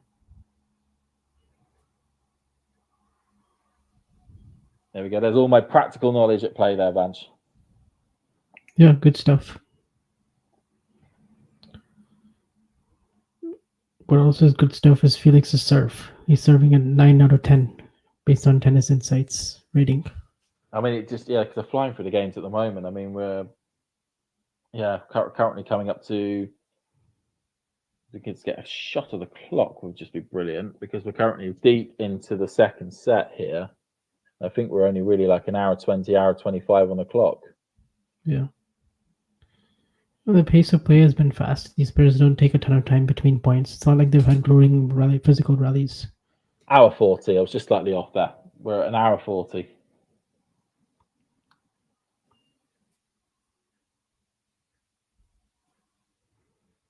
But this is a moment, if you're going to get a little tight, this is one of those moments in a big final. You work your whole life to try to get a... Well, that was a bit of a tight backhand there by Auger-Aliassime. 15-30. Bit of an opening here for Rublev. Has Felix left the door open ajar? Maybe.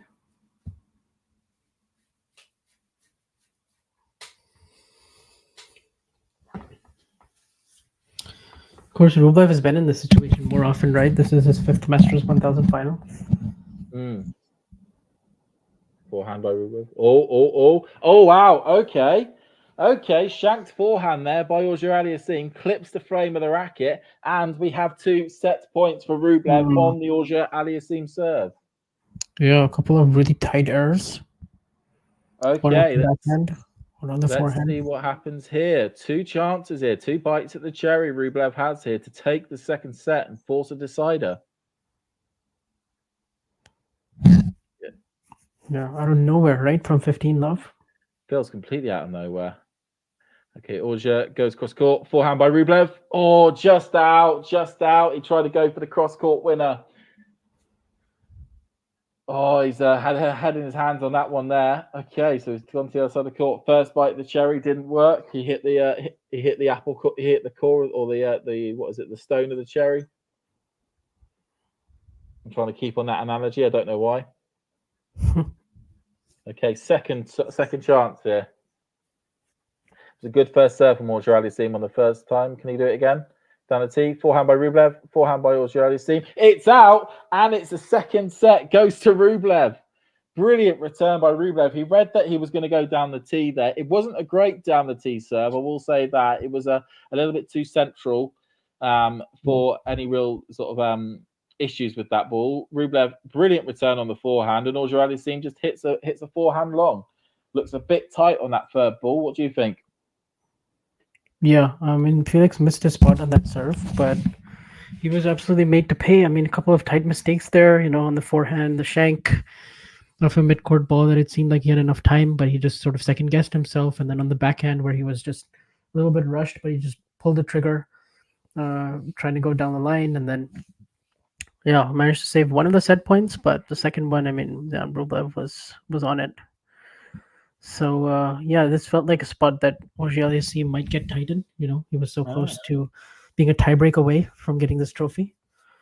And it also crucially means that in the third set, Rublev's going to be serving first. Yeah. Few That's more a big unforced factor. errors this set off the forehand. 2 winners and 7 unforced for Felix in the second set. Yeah. Those And numbers for Rublev, those 78, 80, 71. I mean, that's yeah, brilliant in terms of first serves in one and second serves one. All right, Banch, give me 2 ticks. I now need to run to the loo, but I will be back in just a tick. sure.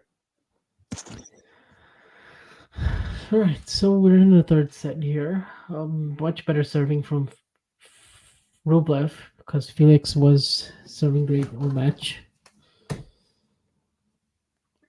But yeah, I mean, you have to favor the Russian in the third, I think, because he is been in this situation more often. He had a championship point against Hurkacz in Shanghai, actually, to try to get a second Masters 1000 there. And yeah, we're finally getting a good conclusion to this after a week of pretty dud matches on the ATP, for being really honest. So that's good that both of these finals are going to 3 sets on the men's and women's. Obviously, this is still no comparison to the women's final that we saw yesterday, which was just could not take your eyes off for even a second. But it is good for the ATP tournament that they've salvaged themselves with a competitive 3-set final. We'll see how competitive the third set is, but if it continues like this, I mean, it's not a bad way to finish. No, I mean, I agree with you on that one. I've only just partly come through that, but it's yeah, it's great that it's staying as competitive as it is. Yeah.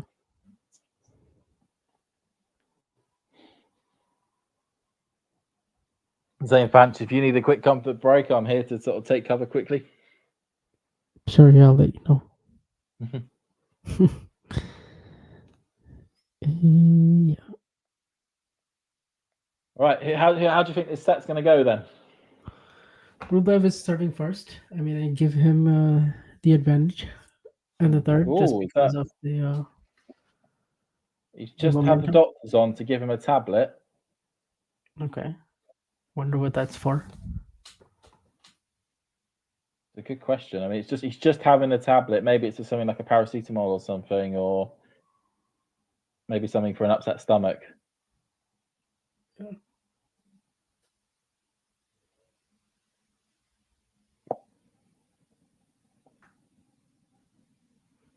I mean, in the context of Rublev's season, this would be huge if he was able to get over the line here, given just how bad it's been since Dubai. Yeah, good start to the year. Quarterfinals in Australia, Hong Kong title. Was doing fine until that semi-final in Dubai, and then since then 4 losses, no sets won in either of those 4 matches, 4 tournaments. Indian Wells lost to Lehechka, and then Miami, Thomas Mahach. Popperin, first round of Barcelona, and then Brendan Nakashima, first round of yeah.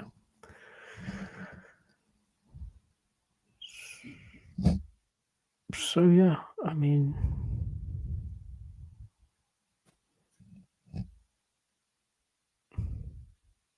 poor backhand by FAA here. Like, I think the key thing, if you would certainly say Rublev, if he was able to get through the start of this first set, if he's able to get through the start of this third set well and keep his serve, you would certainly then make him favourite at the back end of it. Similarly, if Auger-Aliassime isn't able to really make any breakthroughs at the start of it, you wouldn't fancy him at the back end of it. No, I mean, as we see their deciding set records, also 7-1 this year. Yeah. For Rublev, 4-3 for Felix.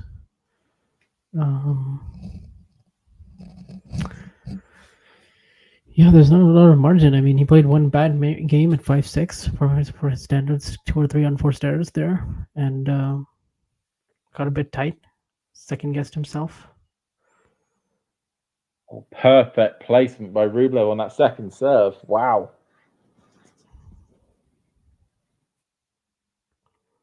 Very quick start here. Yeah. Plus 13 points, 111. Auger's only won 2.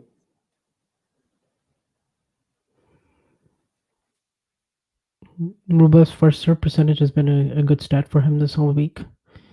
He was 90% first serve percentage against Alcaraz in the set 2 and 80% in set 3. And then against Fritz, he served at a very high level as well. 86% first serves in the second set against Fritz, 67 in the first. I mean, just very good numbers. Like, what's he complaining about? Oh, he wants his water bottle refilled.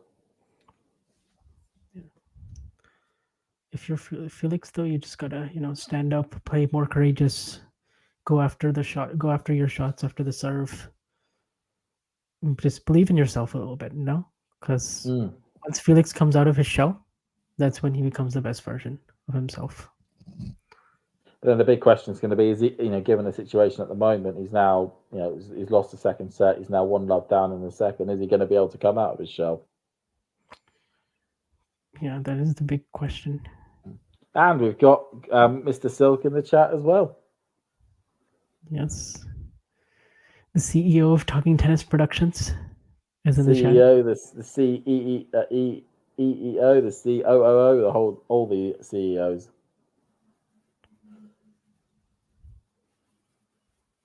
As Rublev, for the first time, this match has missed an overhead. And he did everything right in that point. It was a good lob, though.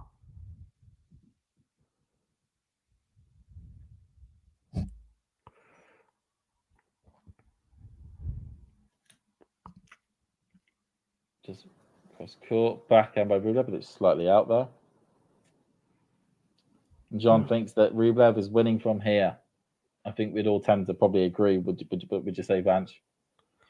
Yeah, I'm giving him an edge for sure. Backhand, forehand by Rublev into the net. Okay, good ball there by Rublev.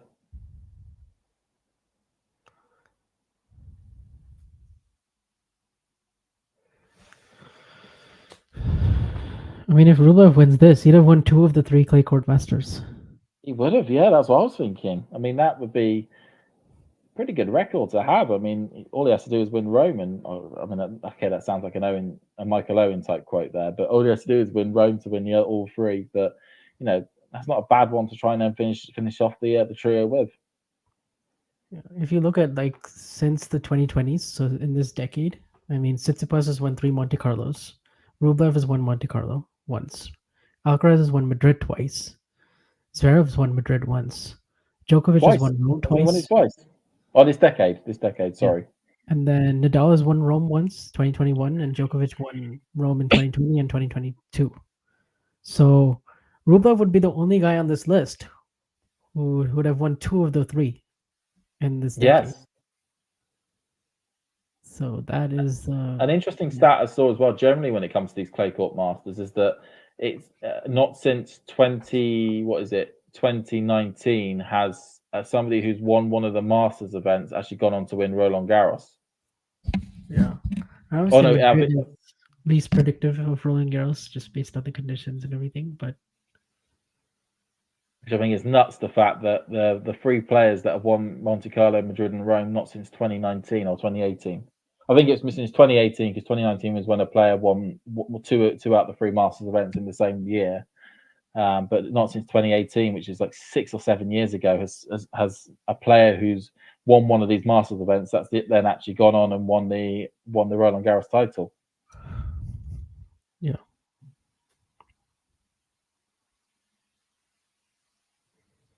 Okay, good +1 there from Auger-Aliassime. So he gets it to 30 all.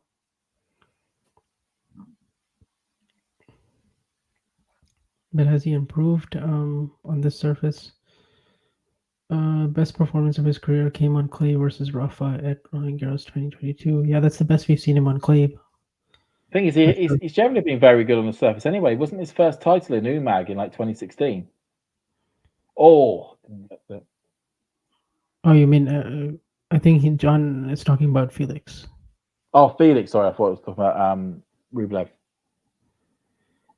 Yeah, I mean, we saw him also early in his career, final of Rio, South America, right? And then final of Rio, and then I think also the What are the other standout results for FAA on clay? Madrid quarters, Rome quarters, and Roland Garros. So basically, 2022 season. But mainly the match against Nadal is what you got to remember. But yeah, I mean, it is a bit of a lucky run to the final for sure. You can't argue with that. But you got to be in it to win it. You can only beat yeah. who's in front of you. Yeah. I suppose he beat Rude, so that makes it a bit better. Good backhand from Rublev there, really tight on the angle. Yeah, we were certainly saying at the start of the show, John, that we were saying that match was absolutely nuts. Yeah.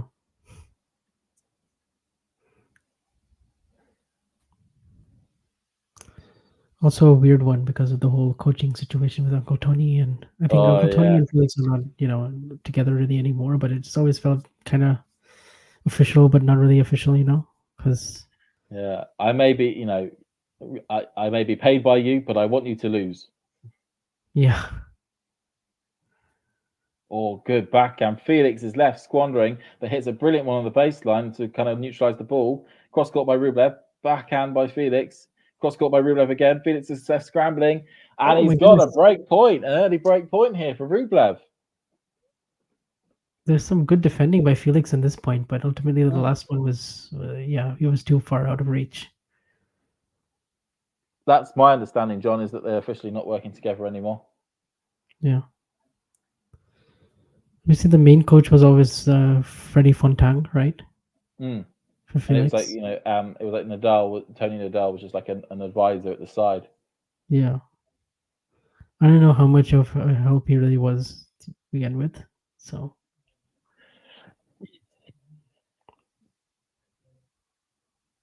Okay, let's see if Rublev can go an early break up here. Be pretty devastating if he did do that.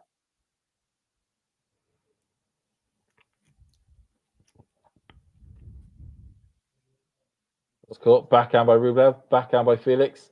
Rublev just about gets to it though. God, good defensive display by Rublev here. Oh, up the line there. Oh, brilliant play there by Auger-Aliassime. It was utterly brilliant defending by Rublev from one side of the court to the other, but just a very short backhand gave Auger-Aliassime something easy to run onto, and he swatted it away to make it juice. Yeah, good composure by Felix in that rally to see that Rublev was, recovering back to the middle, and he went behind him on that forehand. So instead of hitting it in the open court, but it was the right play, and Rublev was not leaning that way. So that's always effective when you can hit behind your opponent, when you get them pulled off the court. That serve out wide by Felix was wild. That was wildly wide. That's sometimes a sign when he gets tight. He misses first serves by a lot.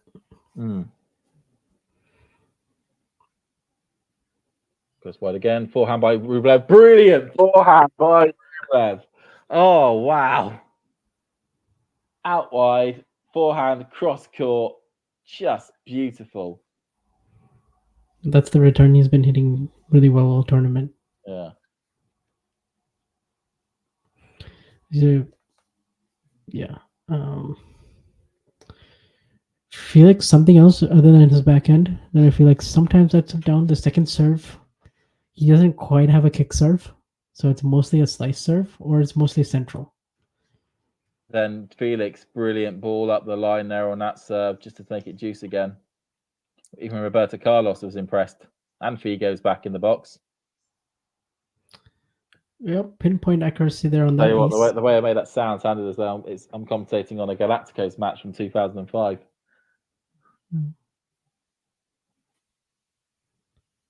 10th ace so far. Rublev with 3.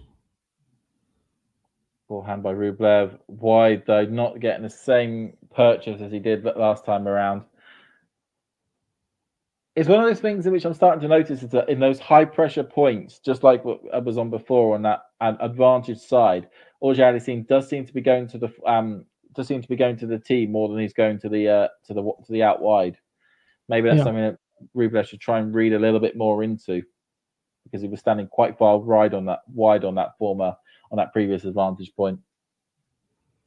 Yeah, he's been burned by that serve on like 3 or 4 occasions now on the big points. But he reads it there, and Auger-Aliassime is unable to do anything but stick a return into the net. Yeah. Now he's actually starting to go the other way, get too predictable maybe with the foot down the line, yeah. Yeah. I'll say, yeah, Figo and Galacticos will be a bit lost in the unfortunately bench.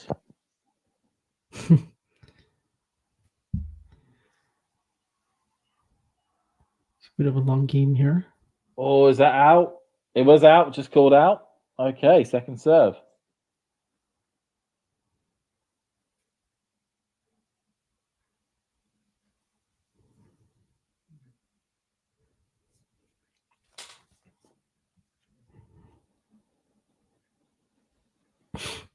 Okay, FAA goes down the line, backhand. Oh, he just snatched at that one. Snatched at that backhand down the line for Rublev on that return. Yeah.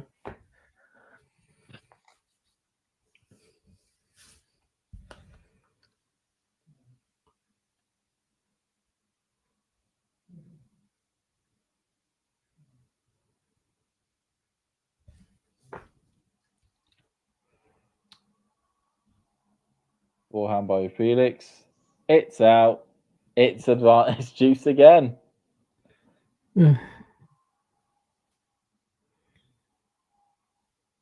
Rublev once again reading that serve. Felix off balance as he's trying to move. Hopefully he didn't hurt himself there. Oh, no. I think it's all good. Okay. Looked like he was doing some sort of like weird, like a warm-up exercise. Felt like Yeah. it was year 9 PE with Felix as a student. Yeah, you got to be careful on this slippery Madrid court, you know.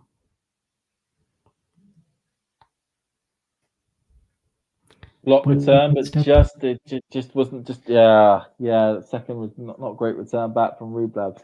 I mean, this is the frustrating part of playing FAA is that you just don't really feel as though you can get any real swings on these serves. Yeah.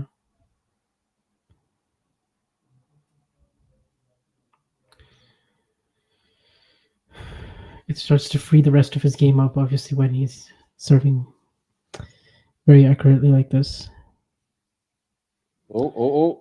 Just out on that one there. So that then means it is 1 game all. Okay, so pretty good hold. There's a challenge of that ball though. It looked out to me, but I think Rublev was challenged. I think that's going to be wide. I think it's going to be wide as well. It did look wide, and it was wide. Yeah. So 1-1. 1-1. We'll see if Felix can get into more of these. Yeah, I'll just say that service game is a bit of a much ado about nothing. Yeah.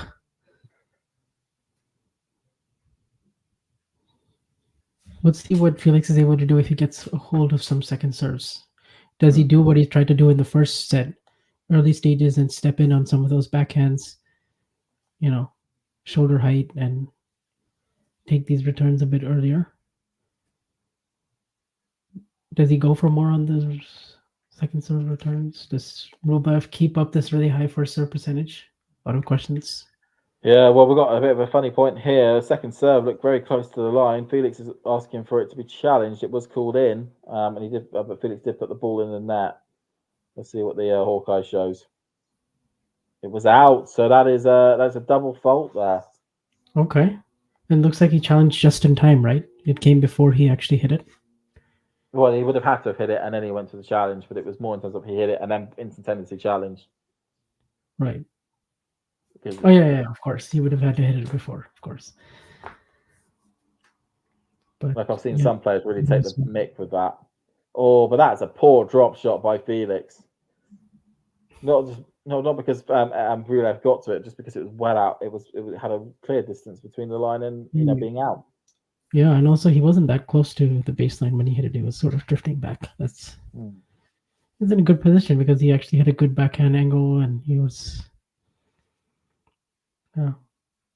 Sometimes when Felix doesn't have a forehand open on that side, he'll go to that just as a changeup, like the backhand dropper down the line. Otherwise, he's just going to nudge a backhand back. But oh, shanked forehand there by Rublev. This is opening up a bit here for Auger.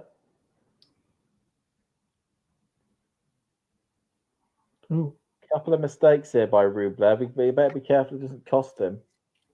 yeah.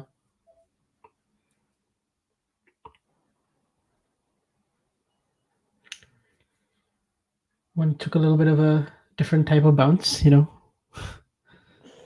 Second serve. He's going to have a look here, Banch. Yeah.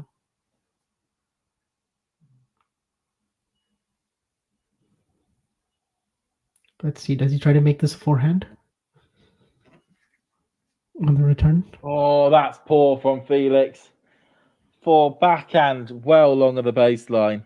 No pressure on it whatsoever. Oh man, that's poor. That's very poor. You've got to make that. Even if it's just central middle of the court, you've got to at least give yourself that chance, you know. And now Rublev is taking that little gift and he's wrapping a bow around it. Yeah, good for serve. Felix, yeah, some of these backhands, you know. Oh, just brilliant bit of serving there from Rublev. Out wide on both situations, a bit like an eagle's wing. Yeah. 2-1. So I guess so a little bit of tension in those 2 points there, but we're on serve. Yeah, I mean, Felix will regret that, you know, he had a second serve look at 15:30, he had another second serve look at left 15 after the Rublev gave him a double fault. But yeah, I mean, if you don't take your chances against some of these top players, looking to work your way back, they won't let you off the hook easy, that's for sure. And they certainly haven't in this scenario.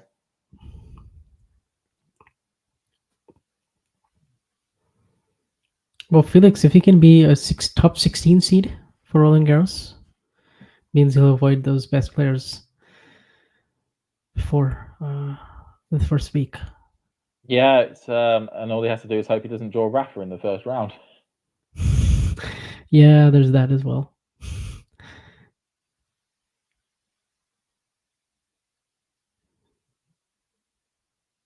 Let's have a look at the cooling draw at the moment.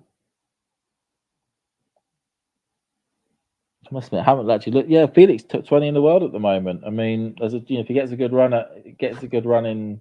I mean, I say if he gets a good run at the moment, he is going to be seeded, which means that he will play a top 8 seed in the third round in Rome. So there's a chance he could draw a Rude or a Djokovic, and then in which case this talk is academic. But you never know.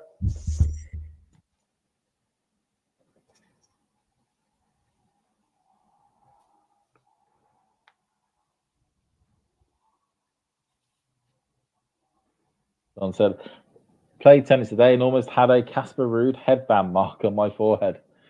It is quite comical especially him and Tsitsipas, when they take their headbands off, and you can just see the clear difference between where the sun's been for hours and where it hasn't been. Yeah.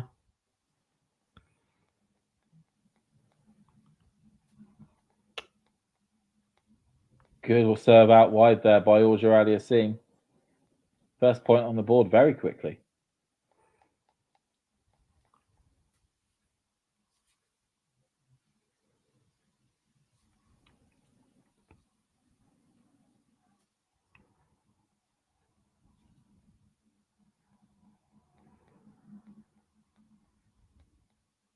Okay, goes out wide again, just slightly long.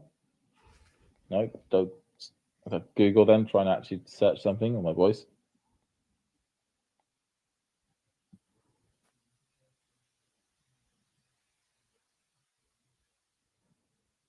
Felix goes down the tee. Forehand by Rublev. Brilliant forehand by Rublev. Really in control of the point. Was it in? It was called in. I think it's going to get challenged. It was quite tight. Well, I don't think it is being challenged.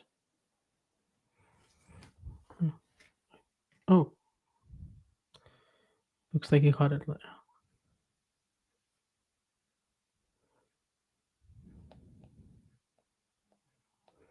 Felix goes down the tee, but just slightly wide. And as John says, if Felix needs to stay solid on serve and he has a chance, you know.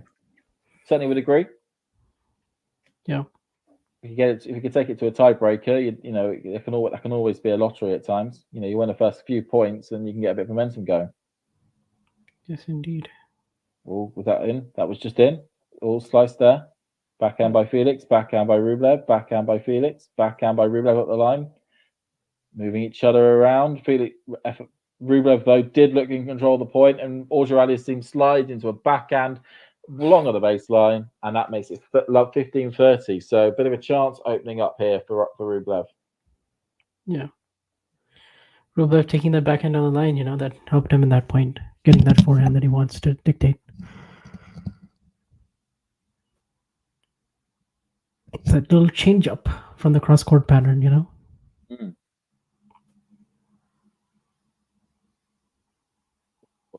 Second serve here for Rublev to look at.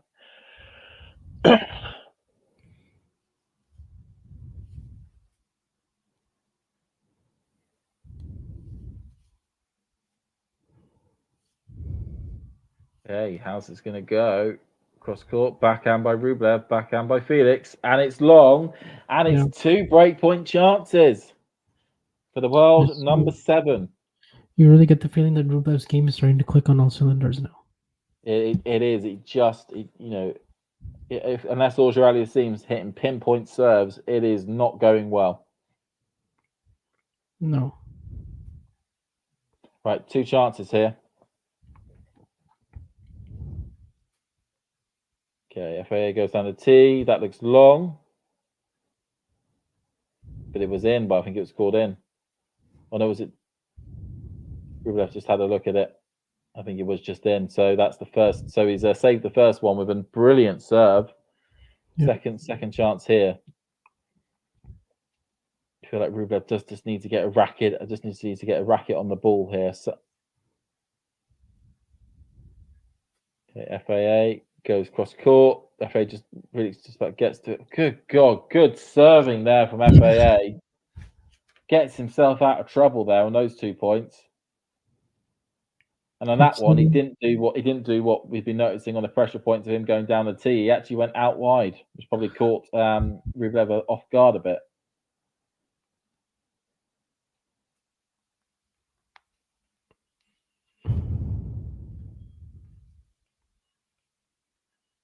Another brilliant serve by Felix. Advantage Felix. Rublev is not happy about that.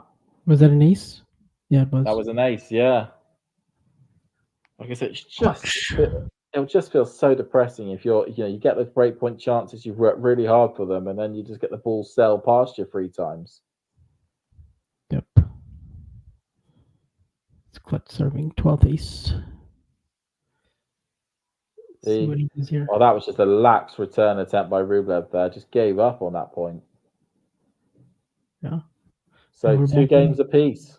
2 games apiece. By the way, that guy in the green shirt that they showed for Felix's box, I feel like he was with Zverev for a long time, right? That trainer guy. Oh yeah. There was, I heard that Rublev brought some new people into his team, didn't he, quite recently? Yeah. I mean, I thought he was with Zverev for like years. Yeah. I think the understanding as well is that Zverev isn't the easiest player to work with. Oh yeah, no, not at all. He's had so many issues with people in his team.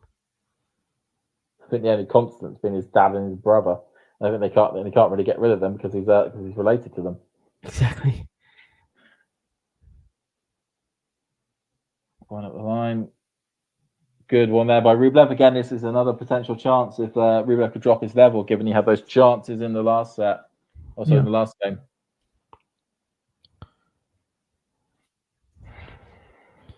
So, I mean, if Rublev can win this, you've got Djokovic at 40 Masters 1000s. You got Nadal at 36. You got Murray at 14.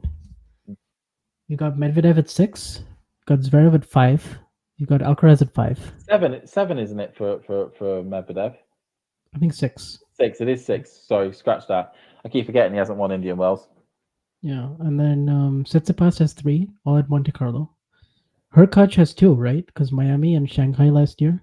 He does. And Cameron Norrie has 1. He does, yes. No, there's a lot of players who have 1 now, right? Like, yeah. Krania Busta has 1. Has 1. Busta has 1. Norrie has 1. Coric has one. Coric, yeah. Coric has one. Anyone else has anyone else only has one? Fonini. Fanini, yeah, Fabio Fanini. Can never forget Fanini. Yeah, I guess Isner and Sock are retired, so they don't really count anymore. No, I still can't believe Sock managed to win the Paris Masters. You've got Wawrinka and Team who only won one each. That's mad as well. Wawrinka's only got one Masters tournament. Yeah, it is kind of mad. I would have thought that he would at least picked up 3 or 4. Yeah, he's made finals of Indian Wells, finals of Madrid, finals of Rome, but ran into, I guess, Djokovic in Rome, Federer in Indian Wells. Johnson saying, by the way, I feel like as though it's a big Cam Norrie heavy show. Banch is a big fan. Yeah, I mean, I don't know if I'm as big of a fan as James, but I was definitely, I was definitely compelled by him for sure. I'll have to check to see it in a Cam Norrie and fan having club. seen him win Indian Wells live, I think is a big sort of. I had a big Norrie awakening, like how Damien had a rude awakening. I got to see him play Dimitrov in the semis of Indian Wells, and then also Basilashvili in the final. So, were you actually in the stadium? I was, yes. I had really good seats as well. You saw greatness in action. You know, I had to because of course us being 8 members behind 8 hours in front.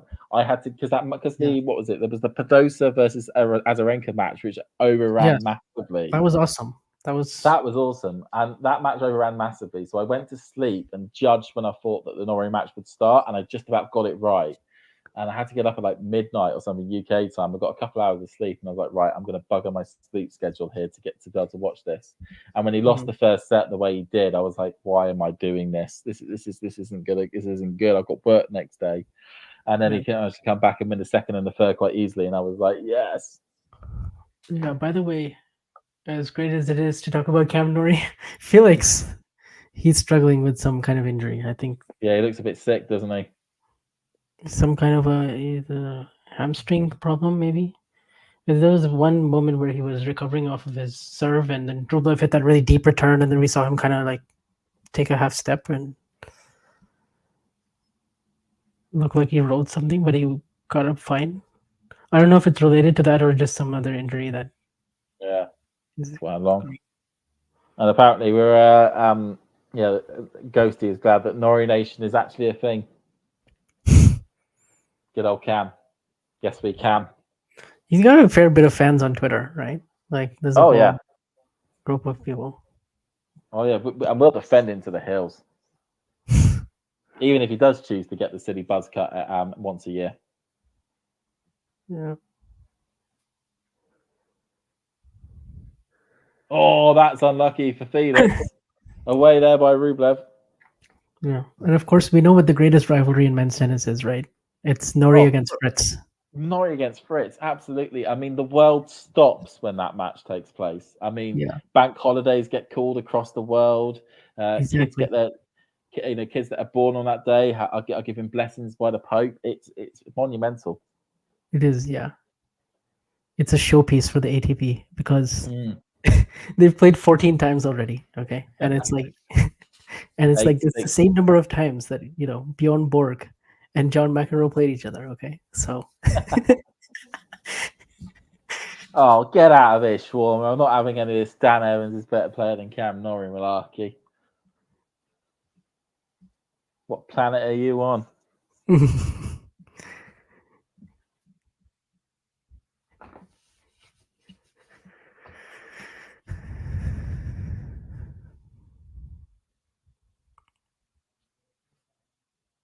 Okay, so Rublev, though, still has a bit of an edge in this service game on Auger-Aliassime. Auger did get the last point, but it is 15-30. The tee, forehand by Rublev, just lands in. Forehand by FAA. Oh, brilliantly put away by that FAA on that one. Yeah.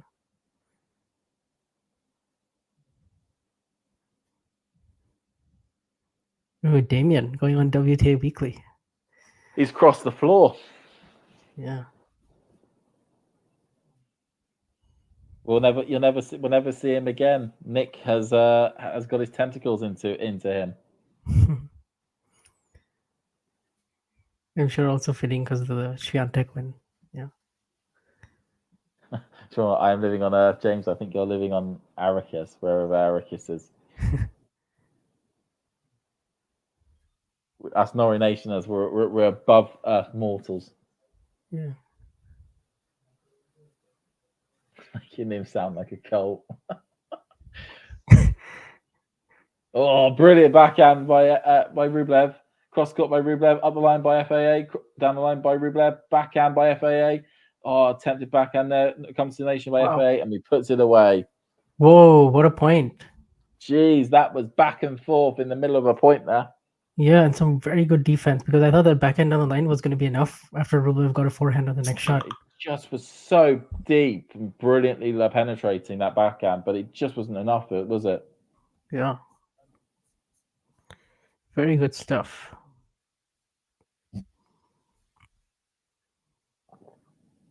He could have also made an unforced error on that backhand, but he just guided it nicely.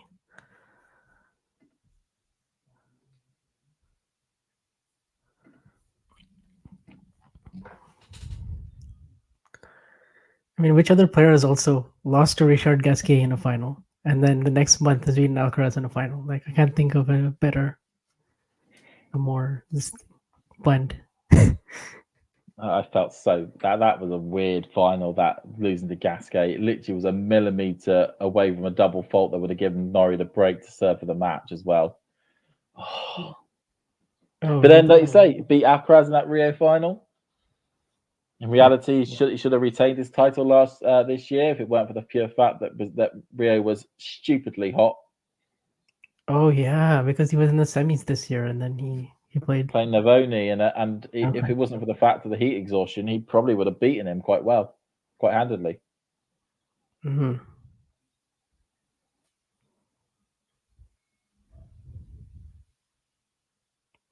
Cross court by Andrey, good start there. I mean, he had another service game which he's got close on the FAA serve, and you do wonder if those missed chances will start weighing heavy on his mind. But the joy that he has is that he is always serving first. Yeah, and he's also played half as many points on serve in this set as Felix has. Yeah, he's just rolling through it. Felix so far this set has played 30 points on his serve. It's a lot. Rublev 15. Asterisk for that Rio win. What asterisk? Yeah. What asterisk? Don't say that I'll in give front you of one James. asterisk.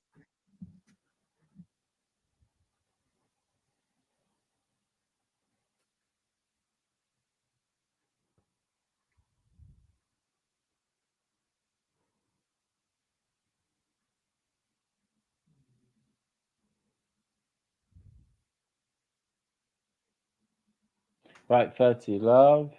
30 backhand. Down the T. Brilliantly put away by Rublev there. 40 love. There's certainly no asterisk for his win over Alcaraz in Cincinnati. That was a brilliant match. That was utterly brilliant. Yeah.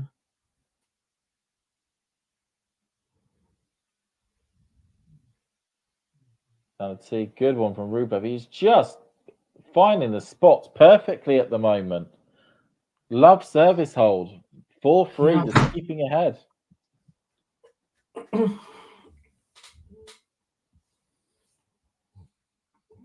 I mean, he's played 4 service games and he's only lost, 14 points? 15 points. So this is dominating numbers. I mean, this is a guy who is locked in, and yet FAA is getting maybe suffering from a bit of cramp if he's getting his thighs rubbed like that. If you take Rio from Nori, I'm taking AO from Rafa. It's funny. Okay, looks like Felix is getting another rub here on his right hamstring. And his left one as well. Yeah. Is this just another one of those, I have a cramp, but I don't want to, call it a cramp? When it's a cramp, not a cramp. Yeah. Because, you can't get treated for a cramp, but you can get treated for an injury, in quotes. Yeah, I don't know what's wrong with me. Can you come and just check all my parts of my body?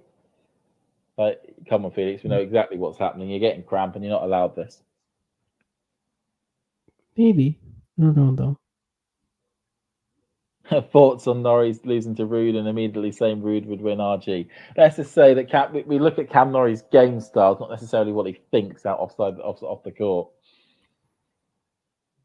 Well, I'll tell you the match that he played against Rude in Australia, third round. That was good. That was probably the only match I've done on Talking Tennis, because I'm always fearful of what I say on here in a Norrie match, and that was unbelievable. What in the Goran Ivanisevic was he that day? That's it. He hunted down that net. Yeah.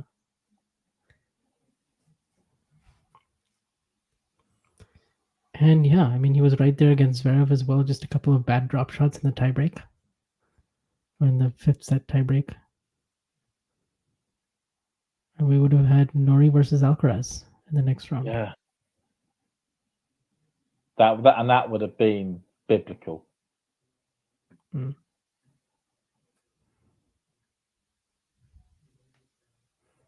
Good shot down the line.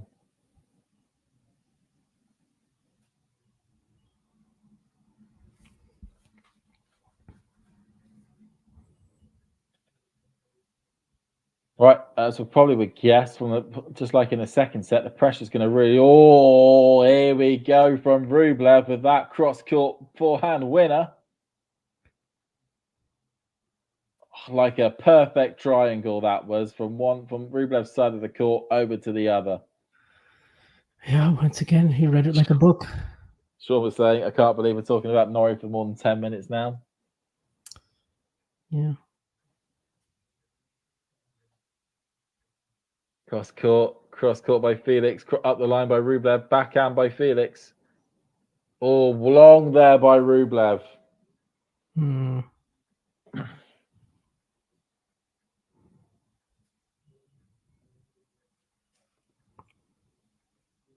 John, how many slams will Norrie win? 5 to 10, 15 to 20, 16 to 20, 21? I mean, in an ideal world, he would be sweeping the board every single year, would have got the golden slam by now. Certainly we're looking maybe top end of 50. Yeah. He came really close in 2021. He almost won San Diego. Yeah, exactly. So, can we say he's been in a slam final?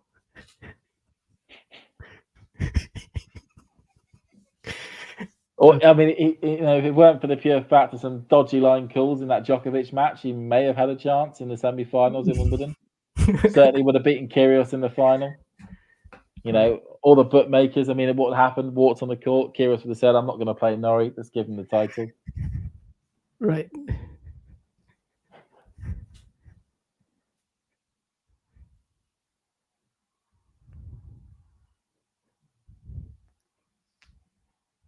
Okay, but Rublev at the moment is getting a lot of looks on Auger-Aliassime's service games. This isn't just flying off, not just flying these off quickly. But that's a brilliant serve there by FAA on the corner. Literally, how many times is he going to get out of jail with that serve? It's just ridiculous. There's got to be one service point on an advantage or something, or something to do with like a break point for Rublev that he's going to have a look at. Yeah.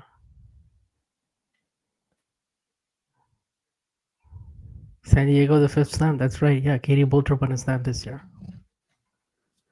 Yeah. That's a brilliance from Katie Boulter on that run. Yep.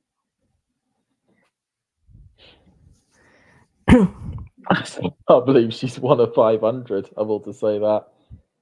I know. To be honest, I still can't believe Dan Evans won Washington.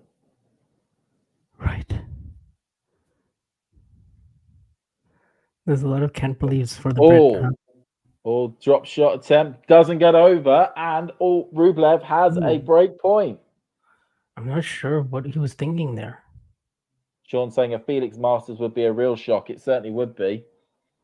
Yeah, but what in the name was that shot at 30-all for Felix?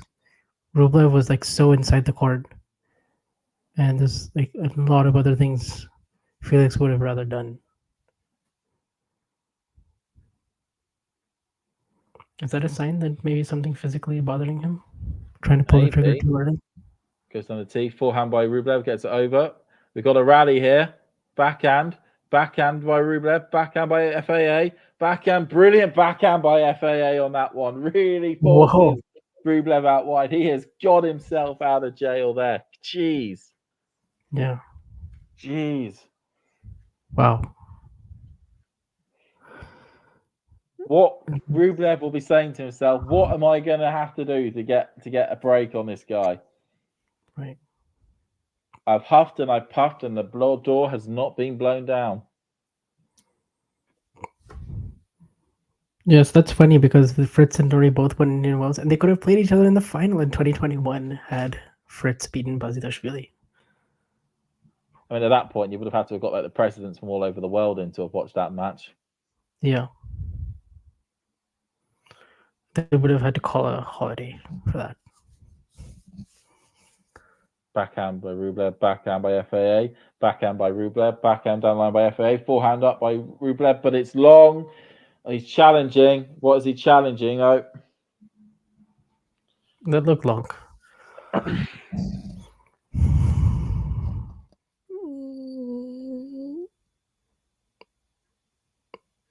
well, long. Yeah. Ooh. I think we're going to probably be going to 4-all.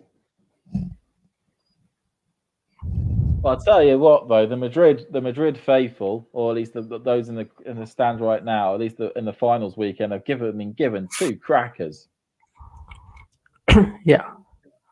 I mean, this match is still intriguing and compelling for a variety of reasons. I mean, you just really want to know who's going to win, right? Like, Yeah. you just really want to know like the result because it's going to be pretty massive.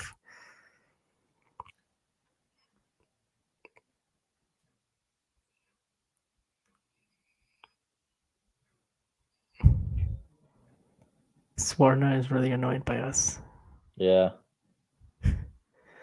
It's okay. It takes a special kind of a person to appreciate Cam Norrie's excellence. You know, it's like 5D chess. Yeah.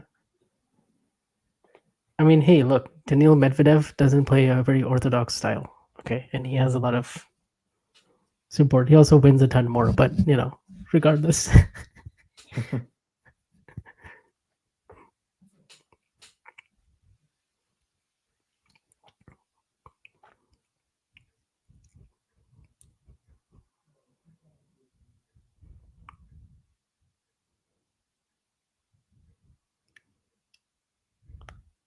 Yeah, I have somebody like that on the women's side. Like I have Nori on the men's side, Nori and Fritz, and for the women's side, I have Krejcikova, man.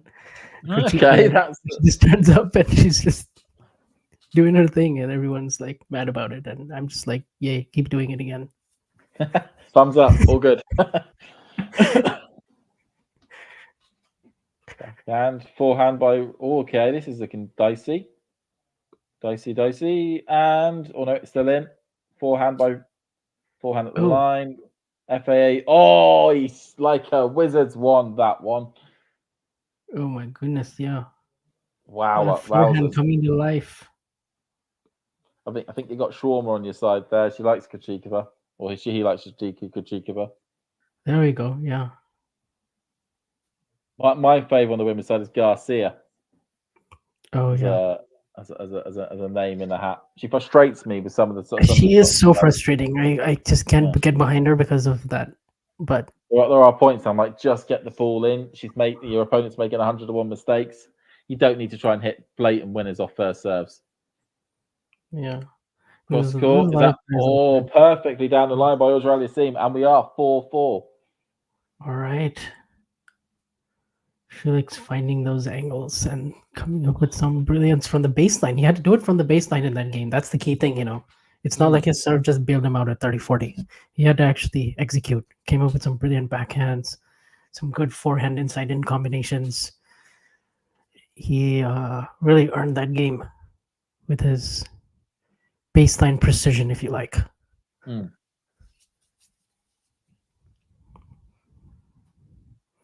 Drop shot him. Yeah, that is not something Rublev does. Let's put it that way. He's not. That's not a shot that he has in his arsenal. The day that Rublev has a drop shot is probably the day that It's probably the day that Dan. Oh no, I can't use that example anymore. The day that Rublev does a drop shot is the day that Zverev likes grass. There we go. Yeah, or the day that Swiatek does a drop shot. Yeah. Oh, brilliantly placed down the line there. Forehand winner by FAA. Ran around that one and placed it down. Yeah, we haven't seen a lot of those run around forehand returns since the first set. But it's the first time he's actually made a confident shot on a Rublev service game, it's felt like, for a while. Yeah. And Rublev, I mean, he's got to be hot right now because he's had multiple break points now in different service games. Oh, that was that hit the backboard by Auger-Aliassime. He had a look at that on the backhand. Yeah, that was. Basically, if that was a cricket It was shot, a baseball swing. That was not a tennis swing. I'm sorry, FA. That was baseball, my friend. Wrong sport. Baseball in your country would have been a cricket shot for 6 in mine. Crikey. Yeah. That was in. That was in. That was brilliant by Rublev. Cross court serve.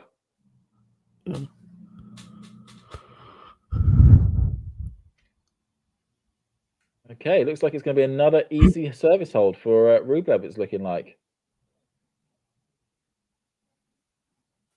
Backhand at the line there by Rublev. Auger-Aliassime just about gets to it, but Rublev's inside the court, really dictating. Oh, but being pushed back a bit here. Okay, yeah. We've neutralized it. Cross court though by Rublev just to get the aggression back. Is he going to go the other side? He does go other side. Backhand by Auger-Aliassime into the net, and that makes it 5-4. So we are now in that big danger business end zone. FAA cannot afford to get broken because if it does, he will lose. Defense on that point, right? Just completely using squash shots, just trying to get the ball back in play just somehow, but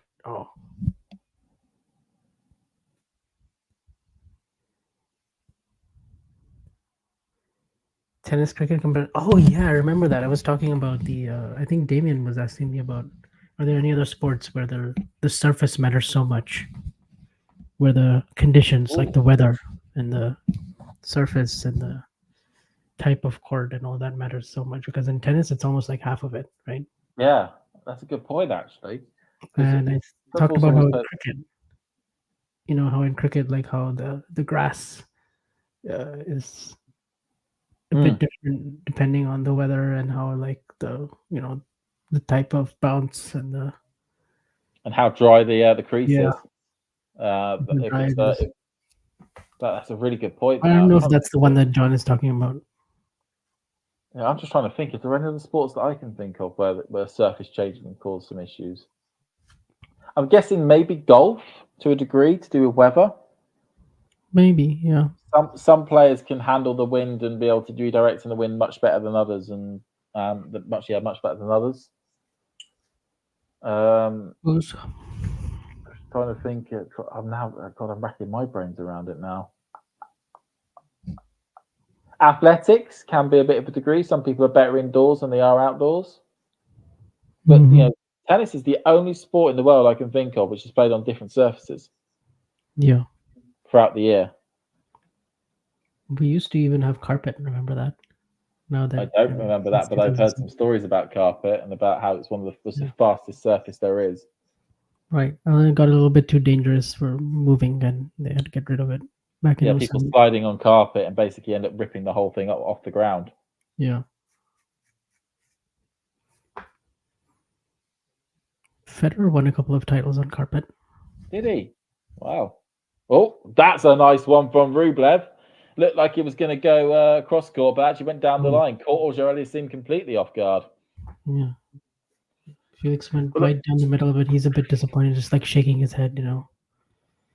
They could have gone anywhere else. They could have gone inside out. It just went right down the middle.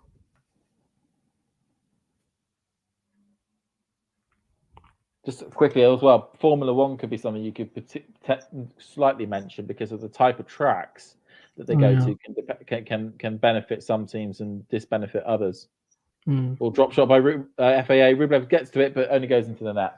Yeah, I know that could be an issue. And then also when it comes to weather, if it's really, really hot, some teams are better at dealing with heat, with cooling their cars than others, and that can have an effect. And some teams are better in the rain than others, and whatnot.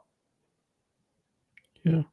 But that's the only other sport I'm thinking off the top of my head.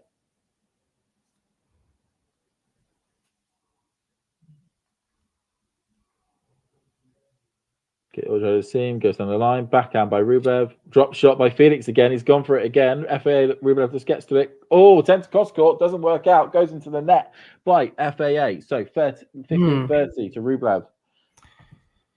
By the way, Rublev is one of those players that like he just gets up to it, gets up to the drop shot, and basically just hits a normal forehand every single time.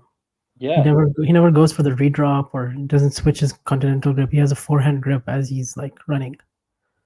but he's just ready for it, going for it. He knows what he's going to do. I mean, also he's a tough guy to drop shot because he's always so close to the baseline. He doesn't cede that ground. But it's actually worked quite well for FAA in this match. Most of the times. Back by Rublev, cross court by FAA, perfectly located, 30 all. Oh yeah. Is that serve and forehand precision has really come to the fore for FAA because he's had to come back from behind in so many service games this time. Like almost every service game is down 15-30, love 15, like 15-40 even on two of them. Damien is good on grass until he smokes too much. I'm just laughing. That is one of your better jokes, John. Caught forehand by Rublev. Out it goes, though. So FAA 40-30. Oh, no. Okay, well. Imagine we have both these finals finishing in a third set tiebreak. It could. We've got 2 hours 40 on the clock at the moment. It looks like it could be another 3 hour. Yeah.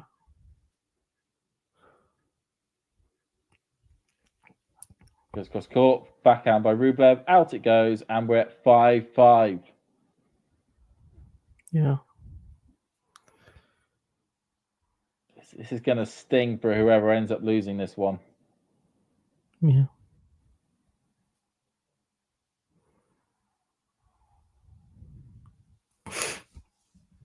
Yeah, I know. I mean, Rublev, like 2 opportunities because he also had the haircut championship point, right, in Shanghai. Third set tiebreak there. Oh, that was hot. That was painful to watch him lose that. He shouldn't have lost that match to Hurkacz. And then now he has, if this one slips away as well, that would be kind of rough because his other Masters 1000s that he's lost. I mean, he's lost one final to Zverev in Cincinnati, one to Monte Carlo. It's a plus. Well, there's a shank of the racket, but Rublev is Auger-Aliassime is looking at the ground to see if it went out. I think it was in, so it will be Rublev's ball or Rublev's point because he just bad bounce, hit the frame of the racket, and up into the air it goes. Yep. Yeah, this will sting for Rublev if he loses, for sure. Yeah, it will hurt a lot.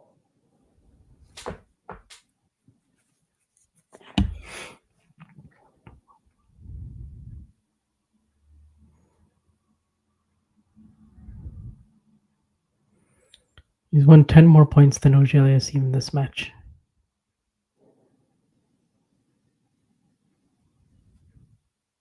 Obviously, backhand by Auger-Aliassime. Out that goes. So, I mean, I will give Rublev one credit. He is every single service game, he is flying through it without any problems. Yeah. But then the big question is it's great to do that during this stage here and hold them easily. But if, how we've seen that happen before when they get to the tiebreaker and then a couple of points slip and the next thing you know, you've lost it. Yeah, and Felix has saved for all 4 break points that he's had. Actually, all 5. Because he saved 2 break points at love 1. He saved another 2 break points at 1-2. He saved another one at 3-4. So 5 break points, but crucially, 3 different services. Yeah, this is okay. So Rublev now has done what he needs to do. He has gotten his 6 games on the board. FAA is now going to come out to try and force a tiebreaker. Yes. Guess how many points Rublev's lost behind his first serve in this third set? 2? 1. What? Jeez, yeah. And he's lost just 2 points behind his second serve. So he's lost 3 points on serve in this final set. 3 points on serve total. 24 out of 27 service points won.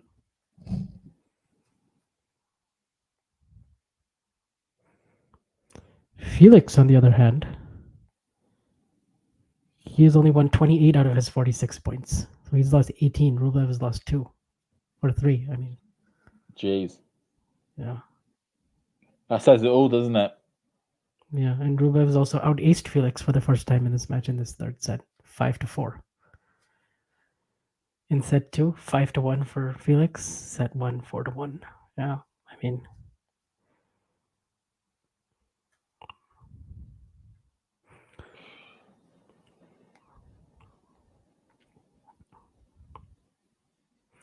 I guess the surprising stat is also Rublev being 10 for 12 on second serve points won, because actually his first serve percentage is not that high right now, Rublev, compared to the last set, but he's winning so many more second serve points in this third set. So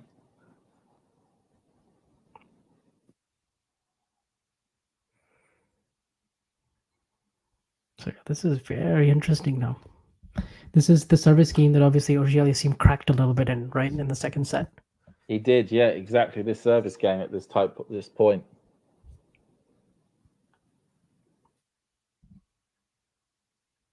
Okay, so Auger into the air, goes okay, first serve ace. Rublev misread that. He thought he was going down the tee. He actually went out wide. So although the serve wasn't that great, that close to the line, it was still a winner. Yeah. They played in Rotterdam. Yeah, Felix had 3 match points. Rublev ended up winning it 7-5 in the third. Yay. Up the line, forehand by Auger, forehand by Rublev. Ball sliced back. Up the line by Rublev, perfectly placed on the line. 15 all. There's this funny line that Mark Petchy had yesterday in the commentary when he was calling the Swiatek Sabalenka match, where he was like, the only human with better returns than Iga Swiatek is who was the name that he had? Did he say Bill Gates, or he said Warren Buffett? Warren Buffett, yeah. The only human with better returns than Iga Swiatek is Warren Buffett. It's Warren Buffett. Warren Buffett, like the multi-billionaire? I don't know him. What does he do?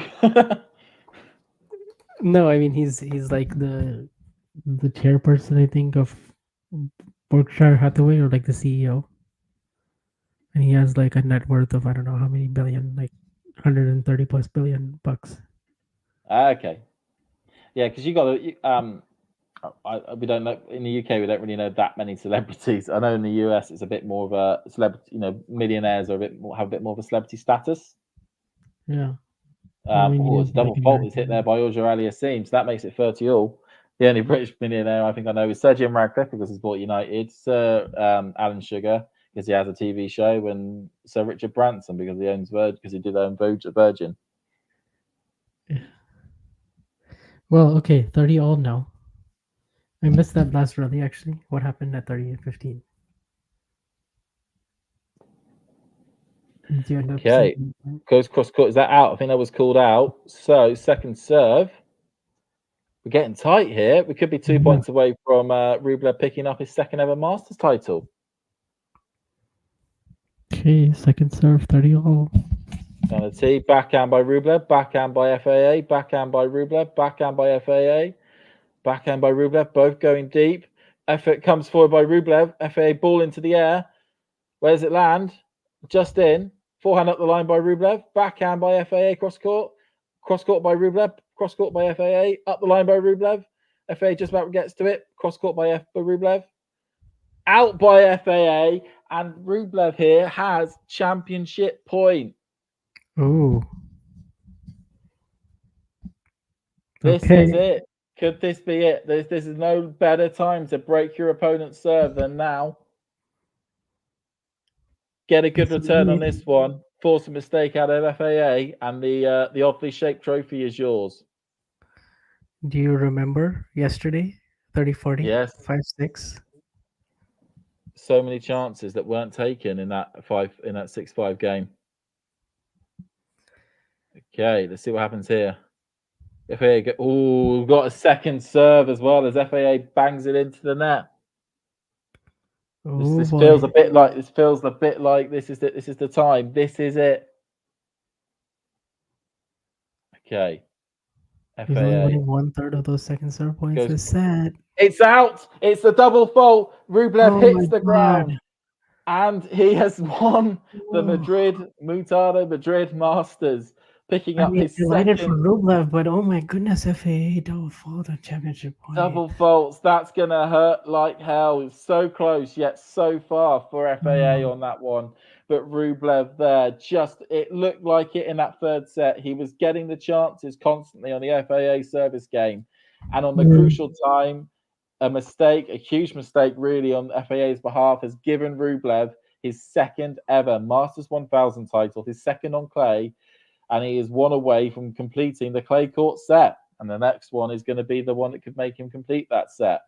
He is somebody that has had a absolutely terrible time of it recently, barely been able to get any match wins until this week, where he has been able to run all the way through to the final, beating Carlos Alcaraz as one of the players along that route, for Taylor Fritz, and now, of course, Félix Auger-Aliassime. He will be elated certainly after the ups and downs of this season, to be able to pick up this title, and sticks himself into certainly that tier 2 contention for Roland Garros, which is of course only 3 weeks away. We get an unfortunate shot of FAA looking quite sullen, quite upset. yeah. It's as was understood for this game as a classic Rolex saying, although it crowns one, it always takes two in this contest, and unfortunately, FAA is the number 2 in this scenario. But he'll have a lot to take away from this, given the fact this is his first Masters final. He played somebody who played incredibly well, and FAA for spells of this match played unbelievably well. Franch, what did you think? Yeah, I mean, look, FA came out firing. He came out hitting his backhand really well. He came out serving well. He was doing all the right things in that first set, and he was hanging with Rublev. Saving a couple of break points. Was always in it until that 5-6 game in the second set, and that's when Rublev, you felt like, had the momentum. We all were picking him to win that third set. Given that he was serving first, also the experience having won these titles before, and also just physically we saw some issues from FAA at points, so that just only strengthened the case for Rublev. And every single service game, Rublev cruising, barely dropping any points. 3 total points dropped on serve in the third set, and Felix struggling every single service game, finding that footing. So yeah, ultimately I think it was well deserved in the end for Rublev. He did feel like the better player to me in sets 2 and 3, and yeah, he walks away with the second Masters 1000 title, and it completely changes the trajectory of his whole season after those 4 losses for sure. This puts Rublev well back in the game. It feels like, at the conversations for the top of the roster, and there will still be questions about the limitations of his game. Although he beat Alcaraz didn't look at his best in the quarterfinals. And as we found out, he's pulled out a rope, which clearly shows that he's not at his best. But it's all about being in those big situations at those big times and trying to win those titles. And he's done so. And he's done so here. You could argue with the Monte Carlo Masters event that it's the first big event of the clay court season. Lots of players are still trying to find the clay under their feet, and not everybody's at their best. And that's probably the part of the reason why it's had quite a lot of a mixture of winners in recent years. But with the Madrid title, you cannot really argue that players are well adjusted to the conditions, and this is one of the main big build-up events for the clay season, and it's a huge remark to be able to pick up the title here. Yeah, I mean, at the end of the day, I mean, it goes on your Wikipedia page. You've won two different Masters 1000 titles. You've been in 5 finals in your career, and Yeah, I think for Rublev, it's still all about them getting over that major quarterfinal hump where he's 0 for 10 in that round, and we'll see if this Roland Garros is a little bit better for him, and you know, because that is ultimately the main narrative now. Like, basically, can he be inside the top four, and can he get past the quarters of a major? I mean, I think a lot of that question will depend, unfortunately, as you said about Rome, it's been draw dependent. For him, it would be draw dependent. If he's able to draw a Medvedev, or maybe even an Alcaraz, given that we've got some concerns over his fitness at the moment, if he's able to draw one of them as his, potential quarterfinal opponent, there's a chance there. There is an opening for him to then get to break that duck and get to a semi-final. Yeah, I mean, in the past, in 2022, he had Marin Cilic, who just peaked out of his mind in a fifth set tiebreak, Yeah. ended up taking him out. But Like Chilla's used every single good aspect of his game across his entire decade career in that one tiebreak. yeah, he was just unplayable in that tiebreak. But no, I mean, I think it's positive for Rublev that after the four straight losses, he managed to just like he said, like every week is a new week, and you can always make something great happen. And yeah, I mean, he took out Alcaraz, took out Fritz, takes out Felix here, Yeah, and just brilliant, really, from Rublev on this side of things. Got Ellen saying, good for Rublev. Crazy how much things can change in this sport. Given the past few months, it can be one tournament last week. He was losing first match to Brandon Nakashima. yeah, Next week he goes and wins the Madrid Masters. It's it is the biggest swings and roundabouts of an event, of a tournament that you will ever see.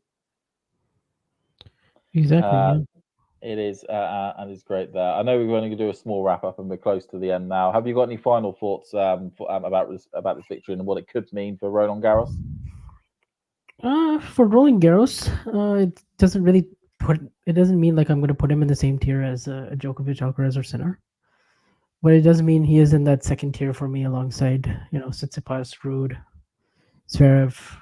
Like, he's in that group for me because, I do think if the draw opens up at Roland Garros, he definitely can take advantage of it. He's a good Mm. enough player to do so for sure. And I am seeing a few slight improvements in his game, taking the backhand down the line a bit more often, returning really well, which he did all week, taking away a lot of those wide serves. Seems to be also moving a little bit better as well.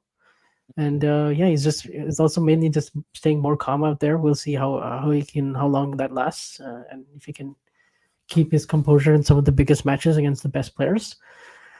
But uh, but yeah, he's still having a pretty great career, and having Monte Carlo and Madrid to your name is no mean feat. So No, congratulations to him. he will forever be on the roll of honors of those tournaments, and they are two historic tournaments that have been on the calendar for a number of years. Winning them is seen as a massive feat of your ability to do bits in the sport.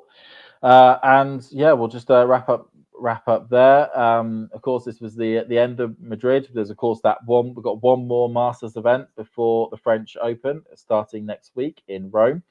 Qualifying matches will start kicking off for that tomorrow, with the main draw proper for the women starting on Tuesday and for the men starting on Wednesday. And as you could probably expect, we will of course be covering them as much as we can here on Talking Tennis. With a plethora of people that we have available. It was good to see that you're happy in the chat with the commentary here from both of us too. That's really nice for us to hear. And all that's left to say is we'll see you when we see you, and roll on Rome. Yeah, we'll have more coverage of Rome as well, of course, all throughout the next couple of weeks, both the ATP and WTA. We've also got WTA Weekly, Damien and Nick, and doing ATP Weekly as well. So and yeah, so if you haven't already subscribed to Talking Tennis, make sure you do that. And yeah, we'll see you guys next time. If you enjoyed this video, make sure you hit that like button. Don't forget to subscribe and click that notification bell so you don't miss out on all things tennis.